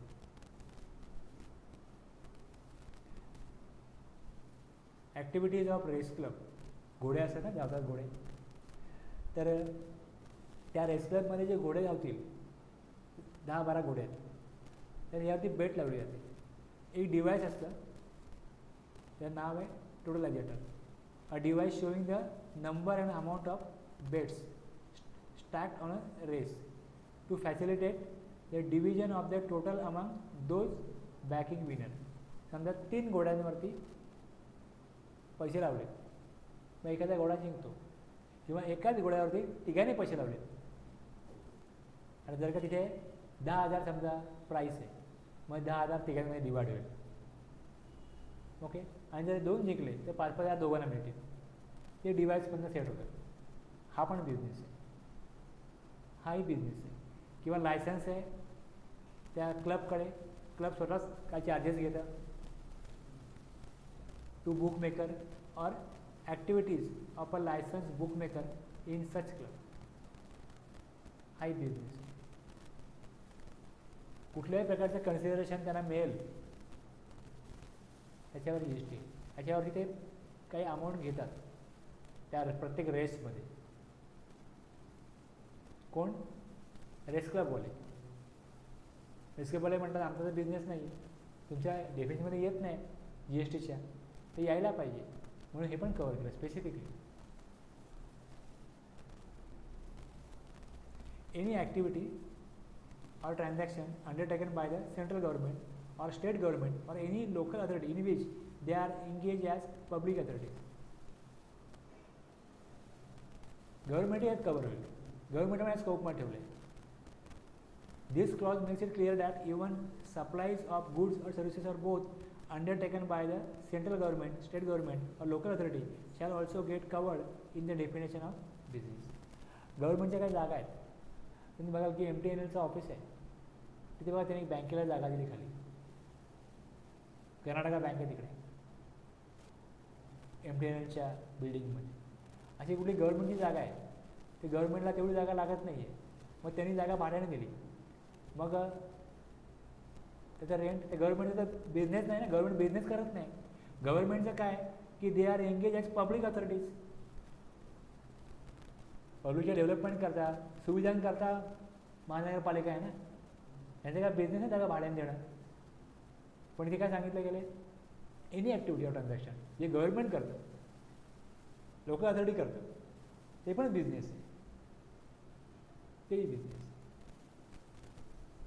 काही जागा आहेत गव्हर्नमेंटच्या जे रेंट दिले जातात, बिझनेस आहे.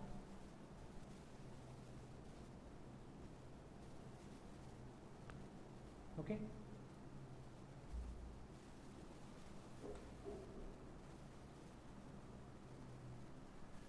Supply includes all forms. आता आपलं ए कंप्लीट झालं, बी आणि सी आहे पुढे, बरोबर आहे.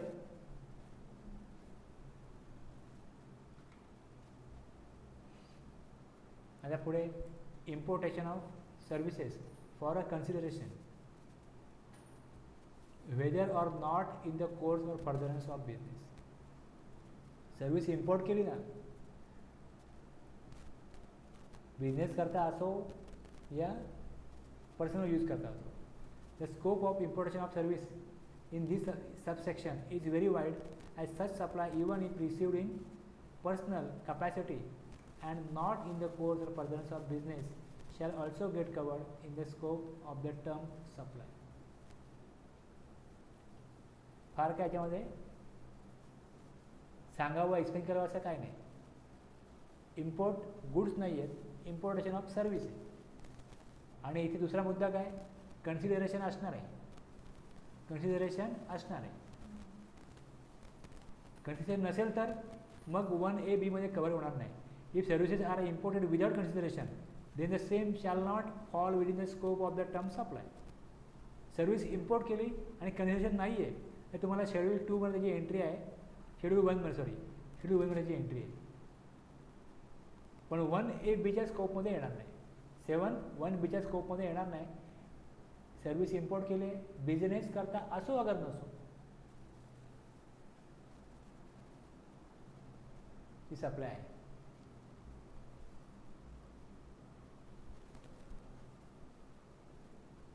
कन्सिडरेशन आहे ना, हे महत्त्वाचं आहे.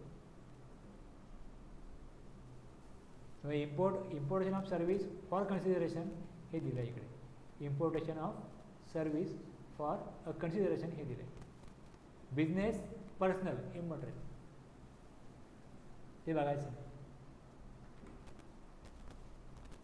Super cars limited Pune imported navigation design services from a vendor in Singapore for a consideration of AGD Singapore dollar 20,000. Now Super Cars Limited is liable to pay IGST on the above mentioned import service on reverse charge. RCM मध्ये भरला आहे. GST कोण देणार? Service घेतली, त्यांच्याकडनं घेतली, register नाही आहेत, मग त्यात रिव्हर्स चार्जमध्ये GST येतो. Mister Ketan is supplier of goods located in new Delhi, imported business consideration services from a China for a stipulated consideration of $50,000.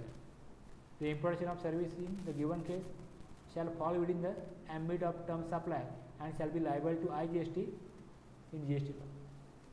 त्याला GST ॲप्लिकेबल होईल, रिव्हर्स चार्जमध्ये ॲप्लिकेबल होईल जर त्यांनी सर्व्हिस घेतली तर.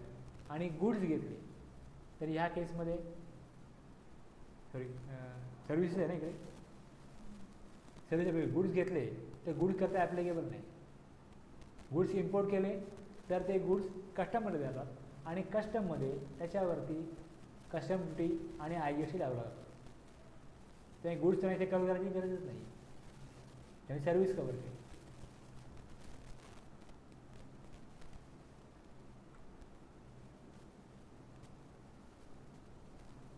इथे रजिस्टर्ड पर्सन आहेत, हे तर रजिस्टर्ड पर्सन आहेत. जर का रजिस्टर्ड पर्सन नसेल तर काय करणार मग? आपण बघितलं ना तिकडे ऑनलाईन डेटाबेस, आपण बघितलं ना रजिस्ट्रेशन घेताना ODAR सर्व्हिस, आठवतं का त्याचं बघितलं का?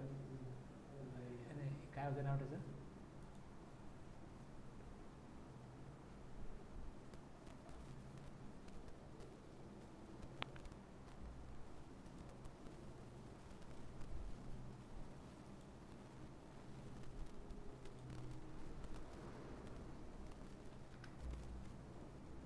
OIDAR services.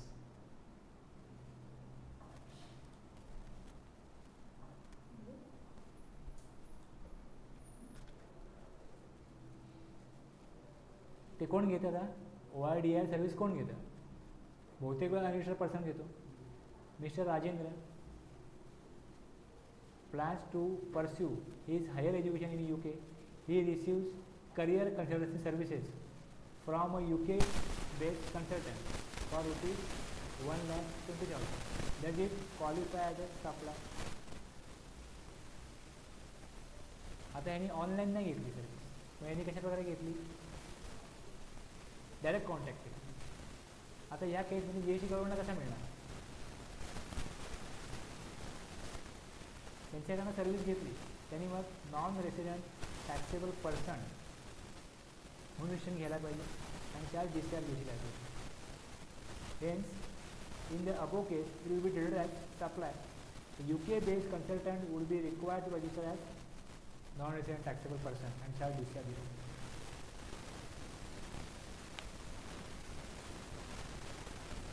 सर्व्हिस इम्पोर्ट केली कोणी? Unregistered person.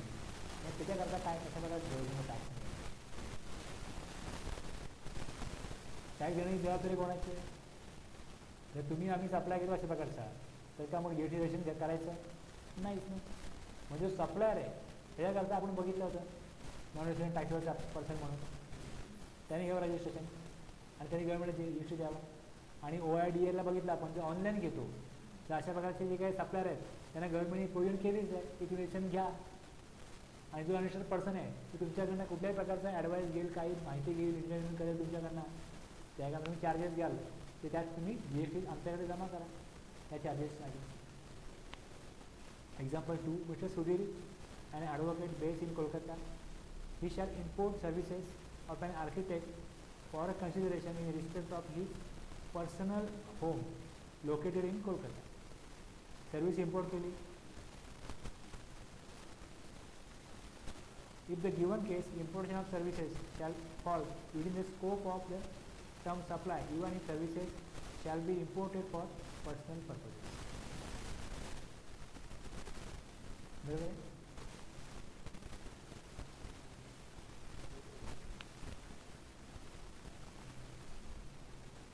Scope of importation of service in this subsection is very wide, as such supply, even if received in personal capacity and not in the course of furtherance of business, shall also get covered in the scope of the term supply.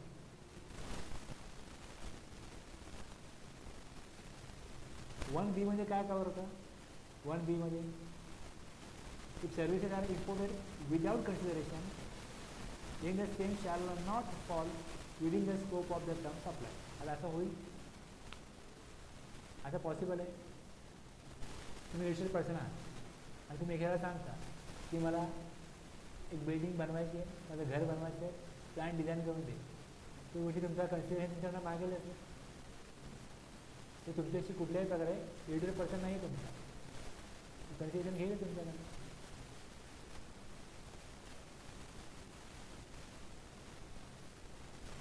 आणि तो व्यक्ती registered person असेल तर पैसे घेणार नाही, एवढं तर शक्य आहे. तुमचा भाऊ आहे फॉरेनमध्ये, त्याचा मित्र आहे, तो प्लॅन तुम्हाला बनवून पाठवेल. पुढे जाऊन बघू. ओके, आता आपण ए आणि बी बघितलं. यात 2 ॲक्टिव्हिटी होते. ऑल फॉर्म्स ऑफ सप्लायमध्ये 90% लोक कवर झाले होतील असं मला वाटतं. मी बघा पुढे विचार करा. इम्पोर्टेशन ऑफ सर्व्हिसमध्ये कन्सिडरेशन असेल, इथे पण कन्सिडरेशन आहे. जर ब्रँच टू ब्रँच ट्रान्सफर होतं कन्सिडरेशन असणार आहे. वेअर इथे the activity specified in schedule 1 made or agreed to be made without consideration. ते कन्सिडरेशन नसेल ना, मग तुम्ही ए आणि बी बघायचं नाही. मग तुम्ही सी बघायचं आणि सीमध्ये दिले की ॲक्टिव्हिटीज स्पेसिफाय केल्या शेड्यूल 1मध्ये. शेड्यूल 1 बघा, मग तुम्हाला शेड्यूल 1मध्ये जायला लागेल. शेड्यूल 1मध्ये जायला लागेल आणि मग त्यात तुम्हाला सांगितलं आहे the activities specified in schedule 1 made or agrees to be made without a consideration and in the course or furtherance of business. Schedule 1 केव्हा बघायचा? ज्यावेळेस ॲक्टिव्हिटीज मेड विदाऊट कन्सिडरेशन.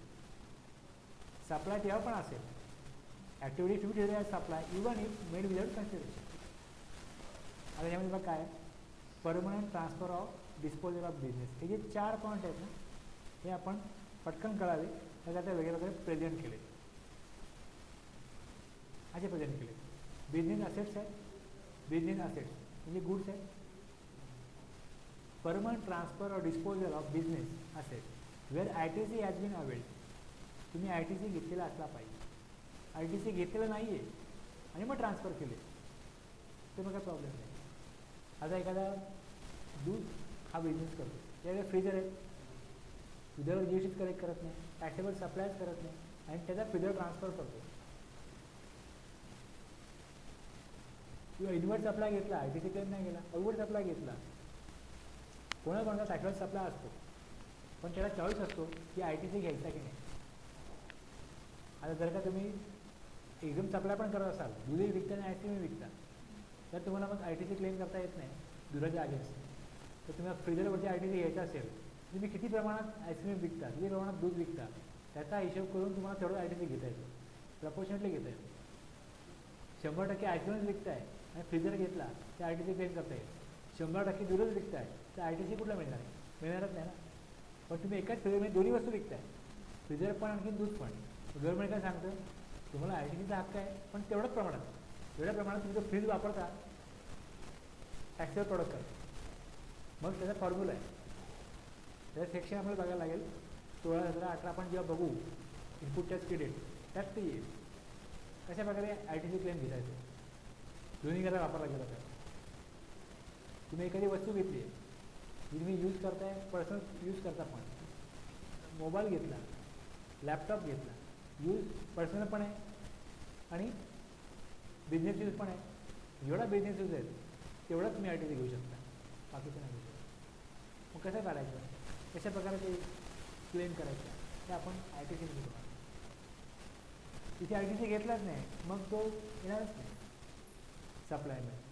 सप्लायमध्ये तेव्हाच येईल परमनंट ट्रान्सफर केलं आहे किंवा डिस्पोजल केलं आहे बिझनेस असेट्सचं, ITC अवेल नाही केला तर सप्लाय नाही. पण ITC अवेल केलं आहे, तुम्ही जेव्हा ते आउटपुट सप्लाय करताय, कम्प्युटर आहे चांगलं वगैरे चालत नाही, स्मूथ चालत नाही, वेळ बिघडतात, तर आपण एखाद्या ट्रस्टला देऊ, एखाद्या शाळेला देऊ, असा कोणी विचार केला कुठल्या कंपनीने, पण त्याच्या अगेन्स्ट त्यांना कन्सेशन मिळणार नाही, घ्यायचं नाही. पण गव्हर्नमेंटला GST पाहिजे. त्याची बुक व्हॅल्यू किती आहे? 2,000 आहे. 2,000ची व्हॅल्यू वस्तू काय केली, दिली कोणाला? गव्हर्नमेंटला GST पाहिजे. ते 2,000ची वस्तू तुम्ही 1,000ला विकली, गव्हर्नमेंटला GST पाहिजे. आपण बघितलं व्हॅल्युएशन कसं करायचं, त्याची ओपन मार्केट व्हॅल्यू काय हे काढा त्या वस्तूची. आता ओपन मार्केट व्हॅल्यू जेवढी येईल त्याप्रमाणे तुम्हाला तेवढे पैसे मिळाल्याचं मानलं जाईल आणि त्यावर GST आहे. तुम्ही ट्रान्सफर तर केलं विदाउट कन्सिडरेशन, तुम्ही कोणाला दिलं? 80% दिलं, कोणाच्या व्यक्तीला दिलं अशा प्रकारे, पण दिलं ना. बरेच लोक आपल्या राज्यामध्ये देतात रिलेटेड पर्सन आहे. ओके,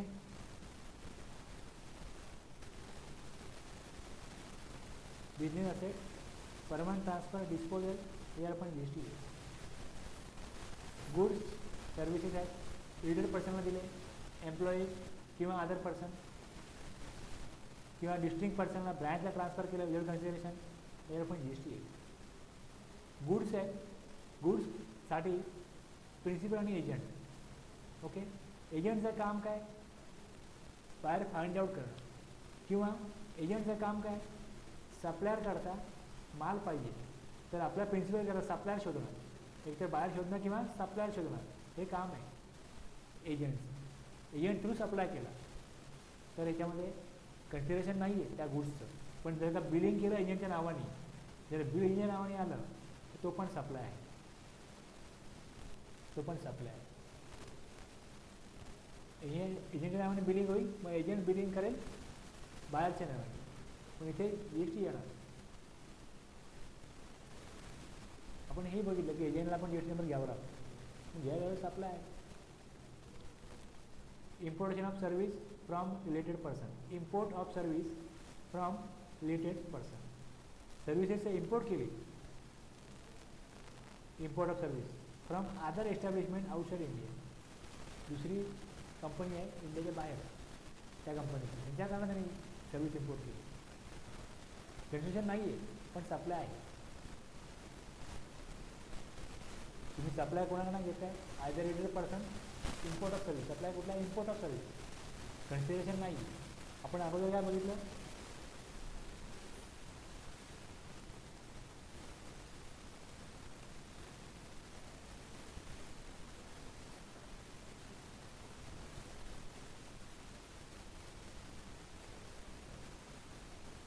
वन बी मध्ये with consideration import of service in the course of of business किंवा not in the course of business, हे टॅक्सेबल होणार. पण विदाउट कन्सिडरेशन आहे, आयदर रिलेटेड पर्सन पाहिजे किंवा डिस्टिंक्ट पर्सन पाहिजे, आणि ते बिझनेससाठी पाहिजे. कन्सिडरेशन नाही आहे पण बिझनेससाठी आहे ना तर टॅक्सेबल. पण बिझनेस करता नाही आहे, विदाउट कन्सिडरेशन आहे, कोणाकडनं आहे, रिलेटेड पर्सनकडनं आहे, आणि बिझनेस करता नाही आहे तर मग टॅक्सेबल नाही होणार, नॉन टॅक्सेबल.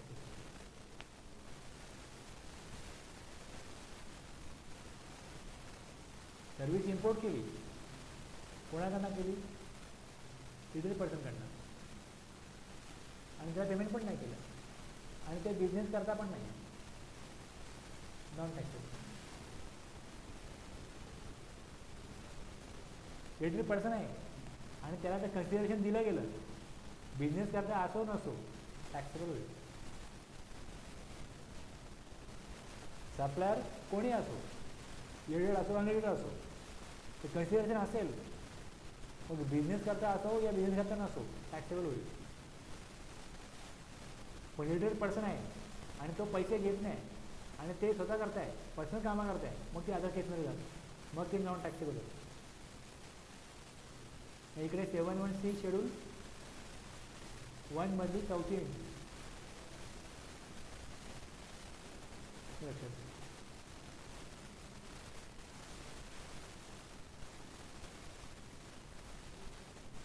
ओके, जर आपण सेक्शन 15 बघितलं होता ना, त्यामध्ये आपण डेफिनेशन बघितले, रिलेटेड पर्सनमध्ये कोण येतं, ही सगळी एक्झाम्पल दिली तिकडे. परमनंट ट्रान्सफर, मग त्याचा एक्झाम्पल वगैरे एक्झाम्पल दिलं आहे खाली.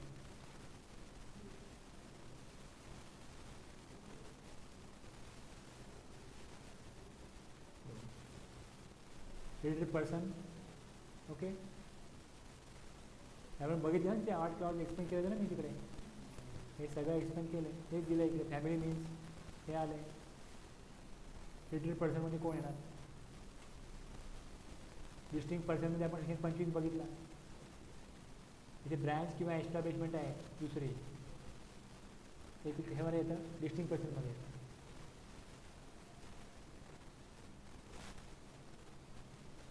प्रिन्सिपल टू एजंट, त्याचे एक्झाम्पल दिले.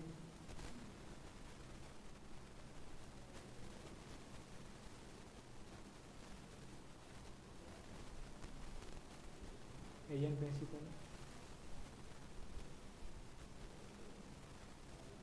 ओके. Example other establishment. हे एक्झाम्पल एडेड पर्सन. असं मी एकदा सांगेन, तुम्हाला एकदा कळेल एवढं सोपं नाहीच आहे. थोडा वेळ तुम्हाला द्यायला लागेल. तुम्ही ॲटलिस्ट एक रिव्हिजन करायला पाहिजे, तर तुम्हाला व्यवस्थित कळेल. पण काय बघितलं 7(1)A all forms of supply of goods and or services made or agreed to be made for a consideration in the course or furtherance of business such as sale, transfer, barter, exchange, licence, rental, lease, disposal. Importation of services for a consideration whether or not in the course or furtherance of business. आणि section 1C services supplied to be treated as supply made or agreed to be made without consideration. यामध्ये 4 activity, 1, 2, 3, 4. Permanent transfer और disposal of business asset for which ITC घेतला असेल तर मग सप्लायच्या स्कोपमध्ये येईल ते. Supply between related persons, distinct persons, principal agent. आणि त्याचं importation of services for a related person or from any of his other establishment outside India in the course or furtherance of business. Personal करता supply असेल तर होणार नाही, business करता असेल तरच होईल. आणि इथे बघितलं आपण बिझनेस असो अगर नसो, whether or not in the course or furtherance of business. Import of service. Import of service असेल तर तुम्हाला काळजीपूर्वक दोन्ही समजून घ्यायला पाहिजे. इम्पोर्ट ऑफ सर्व्हिससाठी आता आपल्याला उद्या बघायचं काय, section 7(1)A activities to be treated as supply of goods or services of service. Schedule 2 मध्ये कशाला गुड्स म्हणा, कशाला सर्व्हिस म्हणा, कुठल्या ॲक्टिव्हिटीजला हे त्यात दिलं आहे. 7(2) activities not to be considered as supply. कशाला सप्लायमध्ये काय येणार नाही, कुठल्या ॲक्टिव्हिटीज, हे सेक्शन 3 मध्ये. आणि activities transactions undertaken by central government, state government, local authority as be notified. Government notify करेल, याला सप्लाय म्हणू नका. गव्हर्नमेंट ज्या ॲक्टिव्हिटीज आहेत ह्या त्यांनी कवर केल्यात बिझनेसमध्ये. मग सगळ्या गव्हर्नमेंटचा बिझनेस आहे, पण काही ॲक्टिव्हिटीज आहेत ज्यावर GST लागू नये म्हणून मग नोटिफाय केलं जाईल की ही जी ॲक्टिव्हिटीज आहे ही सप्लायच्या स्कोपमध्ये येणार नाही, ही नोटिफाय करतो आम्ही. ऑल्दो बिझनेस आहे पण GST येऊ नये, एक्सक्लूड करा सप्लायमधनं. आलं लक्षात. आणि सेक्शन 7(3) मध्ये गव्हर्नमेंटने लॉ मेकरने सांगितलं आहे, by notification on the recommendation of the GST council treated activities. कशाला सप्लाय ऑफ गुड्स म्हणावं आणि सर्व्हिस म्हणू नये, आणि कशाला सप्लाय ऑफ सर्व्हिस म्हणावं आणि गुड्स म्हणू नये, हे नोटिफाय करून आम्ही सांगू. म्हणजे क्लिअरिटी राहील. त्यांनी ऑल्दो डिफाईन तुम्हाला केलंच आहे शेड्यूल 2 मध्ये, कशाला गुड्स म्हणा, ह्या सर्व्हिस म्हणा. पण तरी पण काय कॉम्प्लिकेशन निर्माण झाले तर त्यांनी पॉवर ठेवली सेक्शन 7(3) मध्ये की आम्ही डिक्लेअर करू नोटिफिकेशन थ्रू की ही ॲक्टिव्हिटीज आहे, ही गुड्सची आहे, ही सर्व्हिसची नाही. समजलं ना. समजलं. पाणी दिसतोय तुम्हाला, हा घोडा आहे, म्हणजे गव्हर्नमेंटने सांगितलं हा घोडा नाही, हा गाढव आहे, तर तो गाढवच आहे. GST लॉ करता काय कसा अर्थ आहे हे ते सांगणार. बस दुसऱ्या लॉमध्ये जाल तिकडे अर्थ वेगळा असेल, त्या लॉ करता तो अर्थ घ्यायचा, ह्या लॉ करता हा अर्थ आहे. समजलं ना काय. तो अर्थ कायम असा माइंडने फ्री नाही करता, याचा अर्थ हा. GST करता हा अर्थ आहे. कन्सिडरेशन मीन्स काय, GST मध्ये दिलं हे ते. तुम्ही इन्कम टॅक्स लॉमध्ये जाल ते वेगळा अर्थ आहे, तो अर्थ तिकडे लावायचा. तुम्ही टर्नओव्हरचा अर्थ बघाल तर टर्नओव्हरचा अर्थ GST मध्ये काय दिला आहे तो इथे, टर्नओव्हरचा अर्थ इन्कम टॅक्समध्ये काय दिला आहे तो इन्कम टॅक्समध्ये तो अर्थ आहे. एक आपला डिक्शनरी मिनिंग असतं, एक आपल्याला कोणतरी काहीतरी सांगतो ते आपण ऐकून ते योग्य मानून तो अर्थ आपण काढलेला असतो. जेव्हा तुम्ही लॉ शिकता तेव्हा लॉमधला अर्थ घ्यायचा. तुमच्या समजुती, तुमच्या धारणा या बाजूला तुम्ही ठेवू शकलात तरच तुम्हाला लॉ समजू शकतो, अदरवाईज नाही.